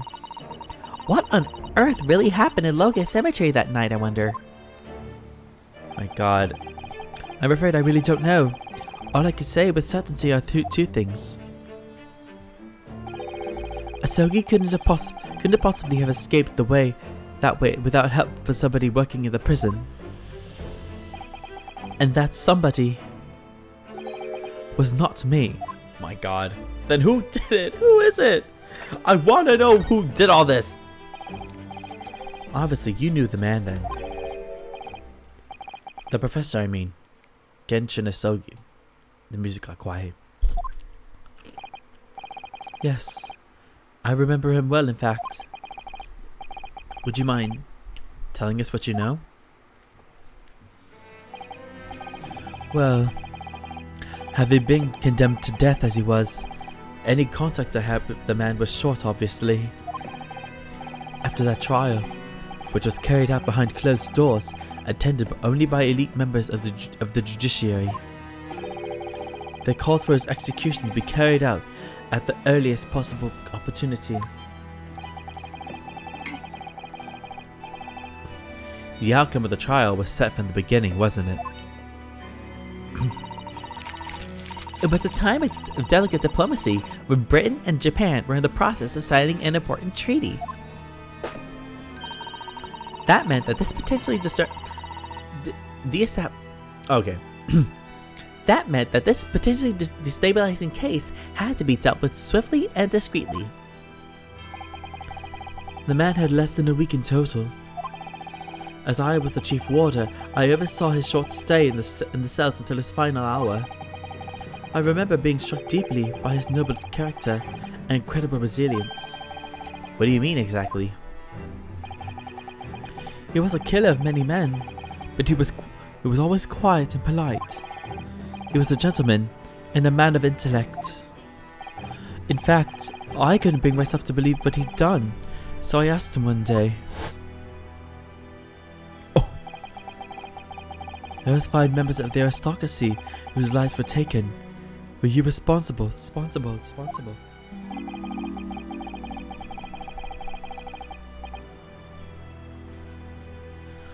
Oh man. I'm guilty of the unforgivable crime of ending another human's life, yes. The following day, the close trial took place, and the verdict was no surprise.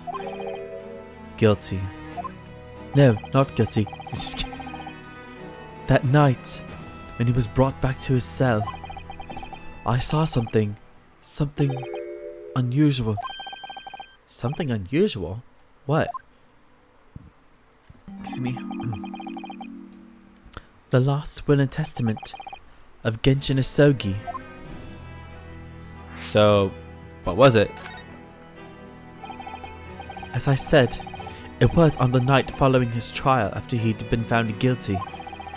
I was doing the rounds of the cells, and when I looked into Asogi's, I noticed that he seemed to have a sheet of paper in his hand. Ah, his last will and testament, then presumably. As soon as he noticed me, he hurriedly shoved it behind his back. But why did you find that so unusual? Isn't it normal for a man to pen a will when he knows his death is nigh? Yes, that's true. But there were special conditions to Asogi's incarceration, you see. What sort of conditions? Well, even though he was held in a cell designed for condemned inmates, he was allowed to keep his personal effects with him, with one exception. Really? He was allowed his things? That is unusual, certainly. Of course, he had been convicted of killing 5 members of the aristocracy, but at the same time, he was a guest in our country from the Empire of Japan. The powers that be were determined that his final days shouldn't be needlessly uncomfortable. And what was the exception you mentioned to the personal effects he was allowed? Was it the sword? That's the point. Oh. So wait, was he allowed to have a sword?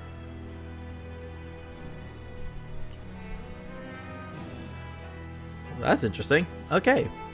That's the point. He wasn't permitted to having writing materials. Specifically, no pens or paper. So, he was prevented from leaving any written record of what had happened to him. Yes, that was the long and the short of it. I've no idea where he obtained that paper. Any writing materials would have been confiscated from him upon his incarceration. As I said, he hid the paper behind his back, and then he pleaded with me. Why did you just hide behind your back? Please, please turn a blind eye. This is my lifeline. But you know it's against the rules. You're the only person who's seen. If we just agree to keep quiet. Alright then, but what's on that paper? Our last will and testament. This will is the only weapon I have left now.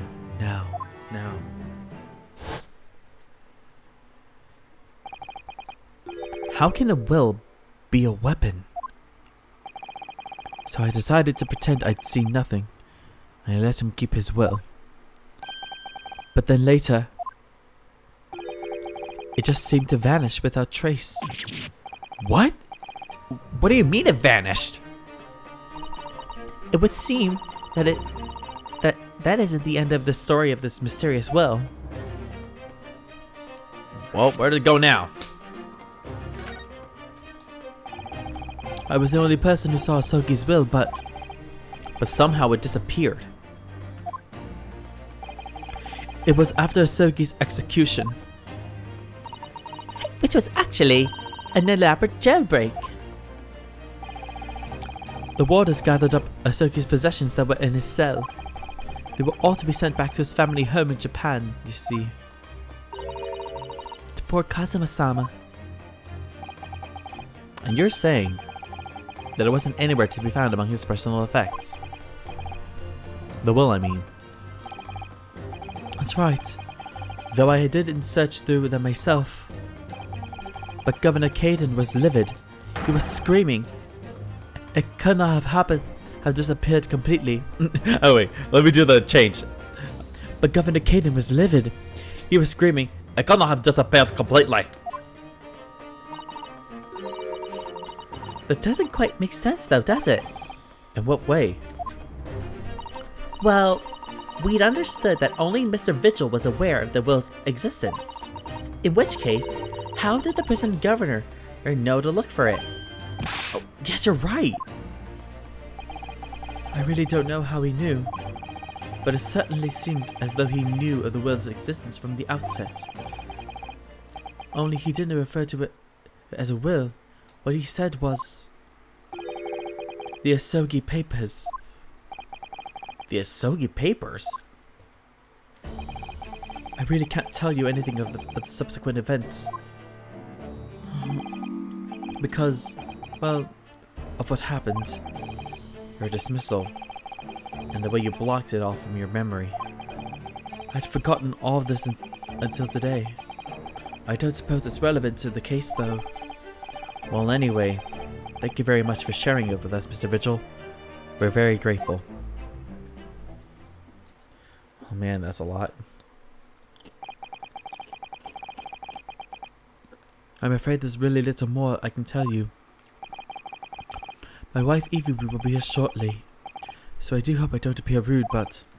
No, not at all. Thank you again. But what will become of you now? Well, impersonating a police officer isn't it's a criminal offense, of course. Oh. Give me one quick second. My work called me. I'm going to take a quick call.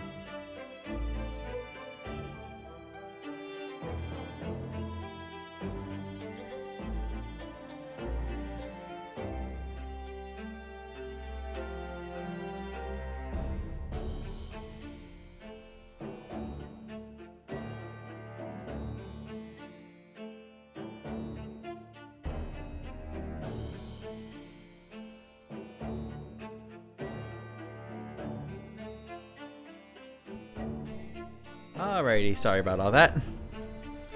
Okay, so let me get back into it. Okay, let me say. I think I said the line, but I'm gonna do it again. Well, impersonating a police officer is a criminal offense, of course. I imagine that once I'm fully recovered, I shall be arrested. Oh, I'm so sorry.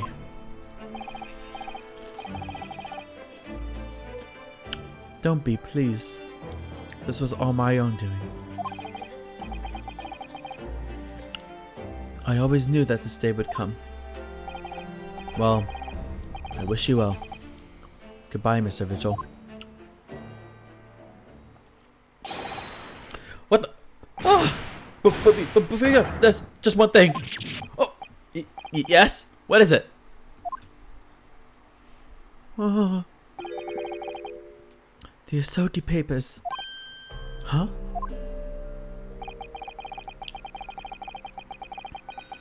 I'd be very grateful if you make no mention of the things I told you about them. Presumably for some good reason. It's my understanding that the very existence is a closely guarded secret. If it became known that I'd remembered, well, it could be rather troublesome, I think. I understand. God, like, we literally cannot let anybody know about anything of this. It's like so hard because like you want to say you know things, but at the same time it could have very bad repercussions and you don't know what it's gonna do. Some sort of will that Genshin Isogi penned just before his death, which the man himself claimed was his last weapon. I wonder, perhaps it had something to do with his plan to escape. If there's anyone who might know more about a document that Kazuma's father left behind,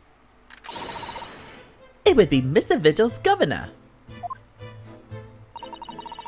Then we know precisely where we must go. Back to Barclay Prison.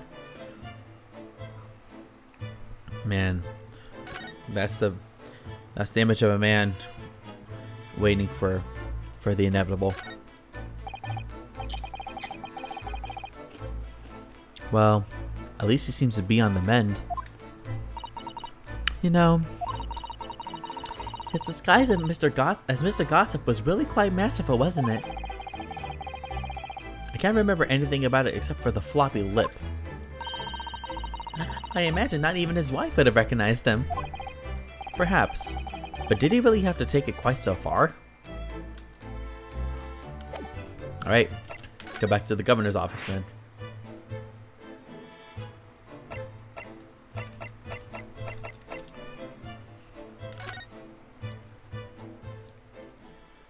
Are we gonna get to talk to this man again?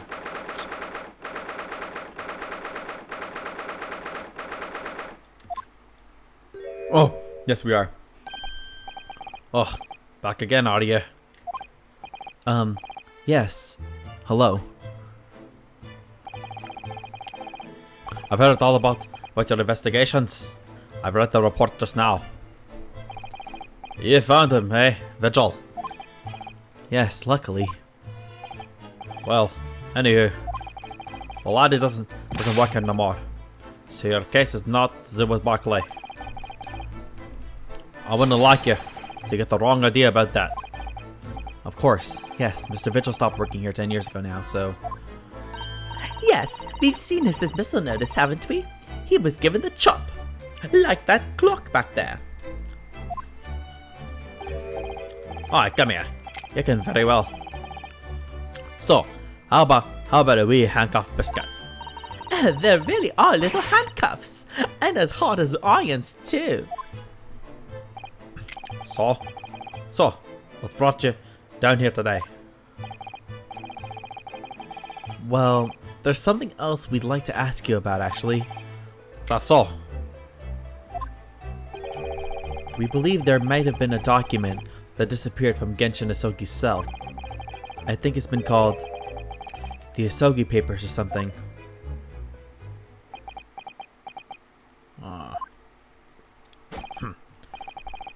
Did I not say?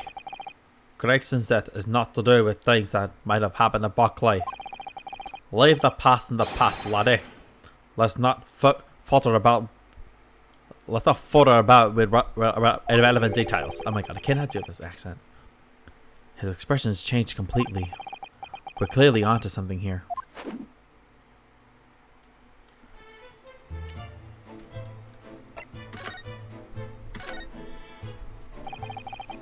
The murderer's botched execution and the whole miserable escape. They were Barclay's darkest hour, aye. A shocking embarrassment. Because the convict had a collaborator on the prison staff, you mean? Aye, for shame. The coroner had I confirmed the death of the man after his execution, Courtney Scythe, and my chief warder at the time, Vigil, who was in charge of the whole affair. But Mr. Vigil says he didn't know anything about it. The rascal wanted to say otherwise, eh? More handcuffs? Oh, how can I say no? You can never have too much iron in your diet. When Mr. Vigil was handed his dismissal notice as a result of what had happened, he was so despairing he jumped out of your office window, didn't he? I don't like to say, but that's just Vigil trying to get out of it. Do you not think he wanted to jump from the shock of his crimes being exposed, eh? I do. You wouldn't say otherwise, though, would you? Of course, I can shun all responsibility myself. I shouldn't have let him save me. Actually, there's barely anybody that kens but... okay. Actually, there's barely anybody that kens but on at the time now. But Gregson having been murdered, and Dr. Scythe forbidden from having any visitors. No visitors? Someone obviously doesn't want her giving anything away. Well, we're not going home empty-handed. So, give me more biscuits. I knew it! And I wouldn't have dreamed of sending you packing with no Kimmer. Here, take a handcuff or two. Oh, well, it would be rude to say no. Wouldn't want to become anemic. I suppose. If there's anybody who might still can know about what happened back then, it'd be that last from the forensic division, Maria Gori. Maria Gori? Aye, Scythe's daughter. She didn't have no more, just the one. Huh. Oh, that's a Dar's name. But the wee Bennett's followed in her mom's footsteps. You didn't ever see her without a scalpel in her hand. Ah. Here we that one. Mama, what is this? Where did she spring from? And did she just call the doctor Mama? Dr. Scythe's daughter, Maria Gori. We could do with talking to her.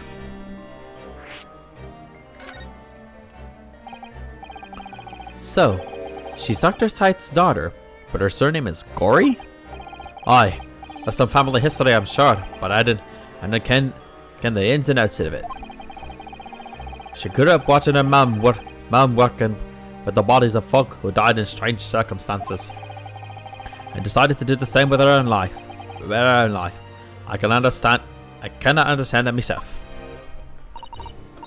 Perhaps she was driven by a deep respect for her mother. Perhaps. Anywho, she was in charge of Gregson's autopsy, I believe. Right, and the coroner responsible for this incomplete report.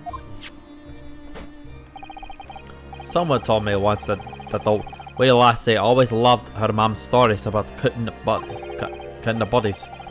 There was even a rumour that she used to listen to the funeral march as a lullaby. That's just horrifying. Well, then perhaps her mother might have told her about the autopsy for the case 10 years ago. Aye, I say that's a fighting chance at least. After all, that was a life-changing case for all of us. That's an understatement. We really need to speak to Miss Gori about herself about this, I think. Well, thank you very much. I'm not happy about any part of this. It took years for Londoners to finally forget the whole professor business. Can you not get up on this, laddie? Stop asking pointless questions. I'm sorry, I don't like dredging up these painful memories for everyone. Can you not just stay away now? Leave me alone and then I come back here, eh? I have one more thing to ask. How'd you come to ken about that, laddie? There is not many folks even here in the prison who've heard of those papers. Well, I can't tell him Mr. Vigil told me. I'm afraid our sources must remain confidential, sir. We've been led to believe that the papers are actually a last will and testament. Is that right? The professors, or rather, Genshin Isogi's.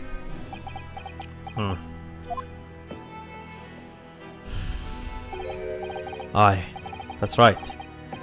You're well informed, Jimmy. Oh. At the end of the silent treatment? But then after the convict's execution, it mysteriously vanished from his cell, didn't it? Evers, no.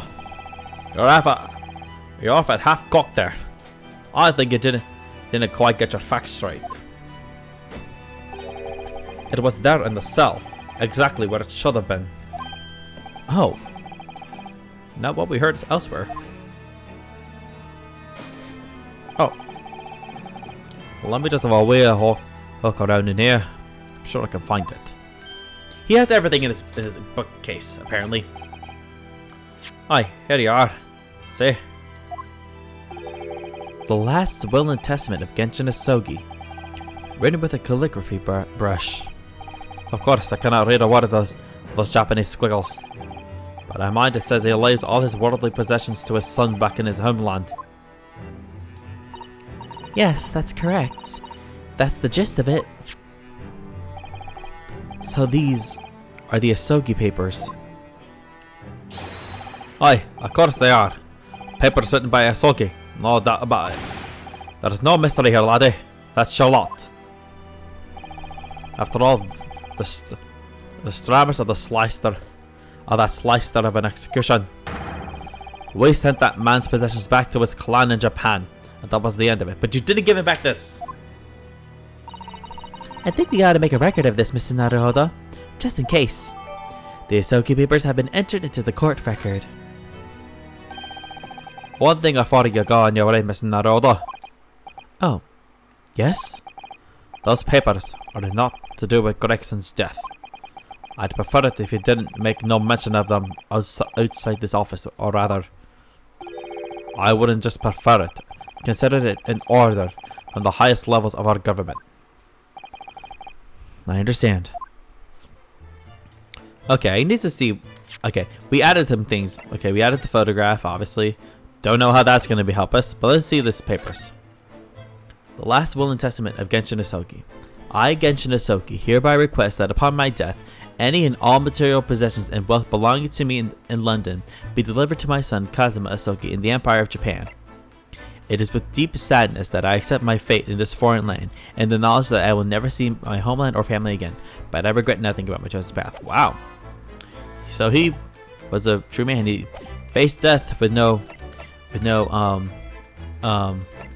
what is it? Without even like worrying about it. But I think we got to go to. I think we got to go to the office now and show the papers to Kazuma.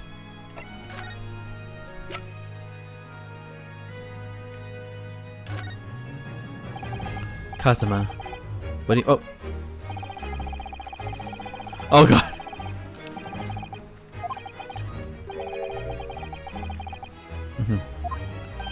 Okay, I thought we had to do that.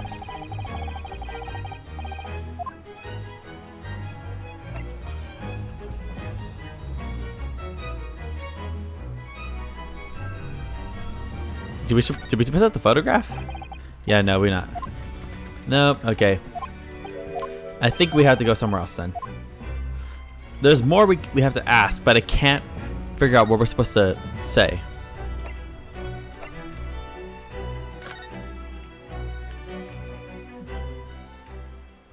We haven't gone here yet, so. Oh. Nothing really important here. Yeah, nothing important. Alright. We gotta go back.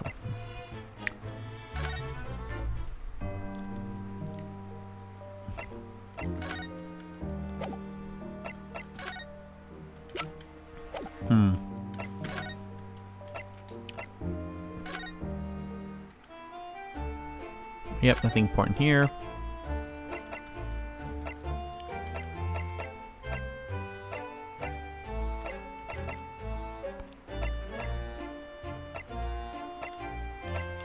Trying to think. There has to be more we have to ask him here. We have to do something.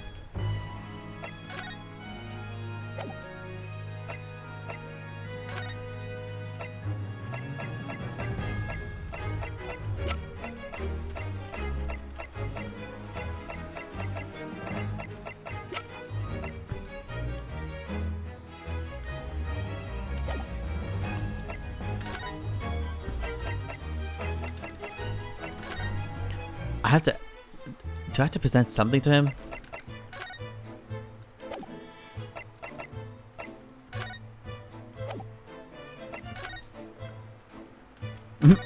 Can I just...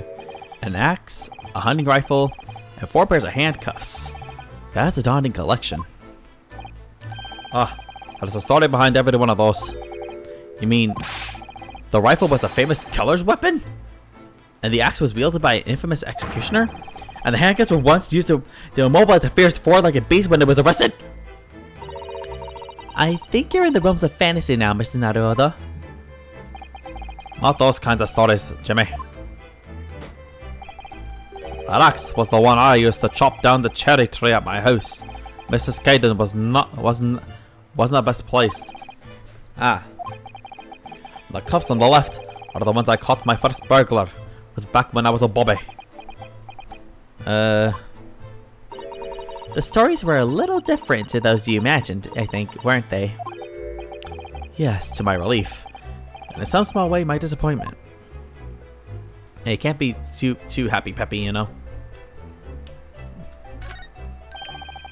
I never have expected to find a parrot in a prison. It must be the governor's pet. Given where we are, it's hard not to see the poor creature as a prisoner. Let me out! Do not kill me! Has the bird learned to mimic the plaintive cries of the inmates in the cells? No. He was one of the 3 siblings, you say. And he still calls out the names of his 2 brothers like that all the time. Right. Let me out! Do not kill me! Aye, I hear you, laddie. You want your dinner, eh? Dinner do it? Oh my god. I suppose these are all former governors of Barclay Prison, are they? Either that or former inmates who the governor has sent to the gallows. Oh dear. They all have such severe expressions. I really couldn't deny either possibility. Especially the one on the extreme right. His expression goes beyond severe into a whole new territory.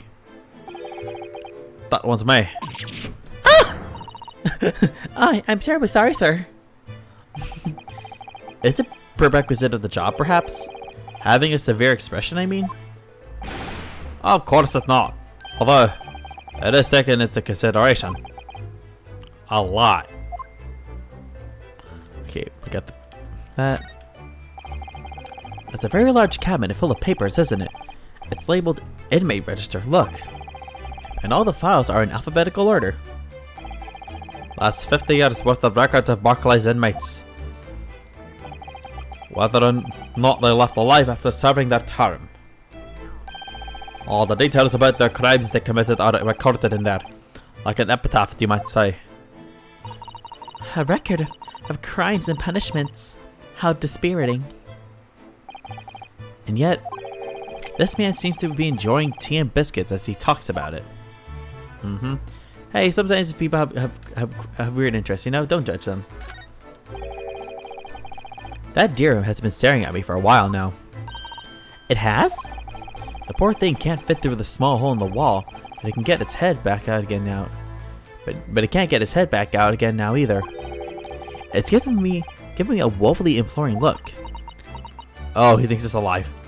It's like that one commercial, I don't know if you guys saw it. I remember that one. It's not real, Mr. Naruhodo. It's stuffed. What? I mean, yes, of course it is. For a moment, I thought it was another assassin sneaking in via the ventilator. I don't like to say, but I think perhaps you need to reread The Adventures of Sherlock Holmes. Jeez, it's just like, Jeez, Mr. Naruhodo, read a book.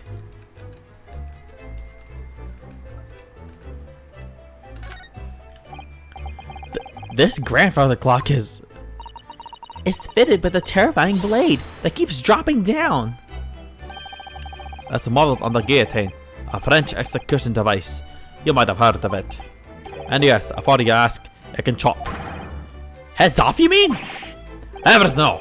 Carrots and parsnips and so forth. Oh, If you place a large carrot at the bottom there in the morning, by evening it'll have been cut and clean in two. well, the blade must have an almost indescribable edge on it then. So I think it's just not sharpened. Okay, there has to be something else I can use here. Anything I can present?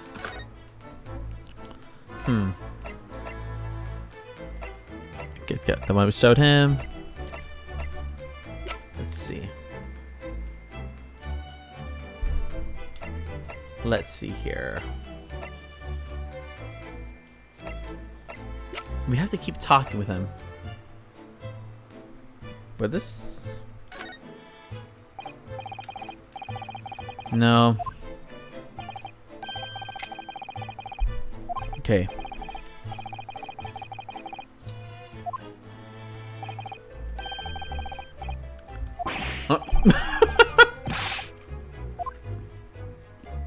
Okay. I had to present something to him. But I can't put my finger on it. Let's move around. We have to go everywhere. Okay, so we've been to the hospital. And obviously he doesn't want to talk to us. Okay, let's see. Anybody else in the room? No, there's nothing else we can use here. I'm kind of a little bit lost to where to go next.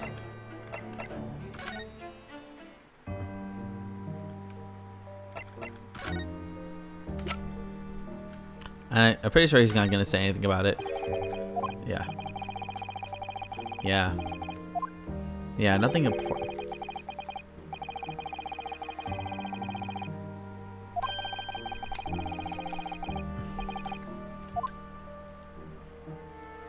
Yep, okay, knew it. Okay, so nothing came from that. So we know for sure that, okay, so we can't talk to him. We need to keep talking to Kazuma, but there's nothing I know that we can ask him. Is there anything in the room that we missed? Let's see.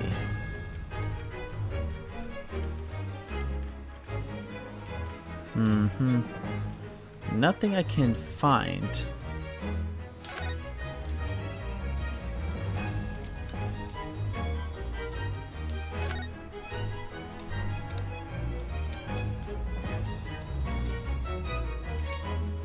No, nothing really.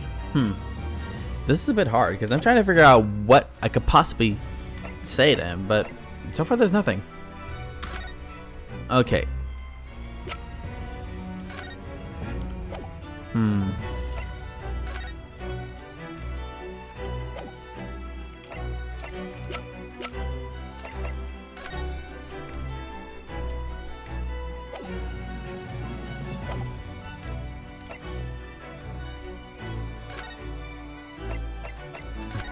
Oh, nope, wrong one. I'm like lost because I'm just seriously trying to figure out where I'm supposed to present. Okay. I don't think it's gonna do much. Nope. Knew it. Okay, so blah blah blah blah blah blah blah. What am I supposed to present to them? Because I need to get more information. Oh god, this is playing in my brain here. Like, there's something else I need to do. There is like literally something else I need to do, but I can't do it.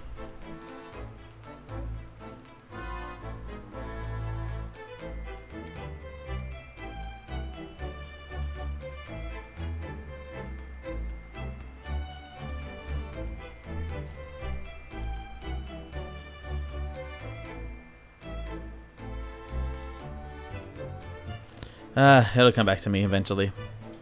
Okay. So I think we'll take a break here to give my brain a rest. Because, dear Lord, this is a lot already. And so, we'll come back to this eventually. But yeah. I think there's something we definitely need to do here. And so, give me 1 second. This here. Okay.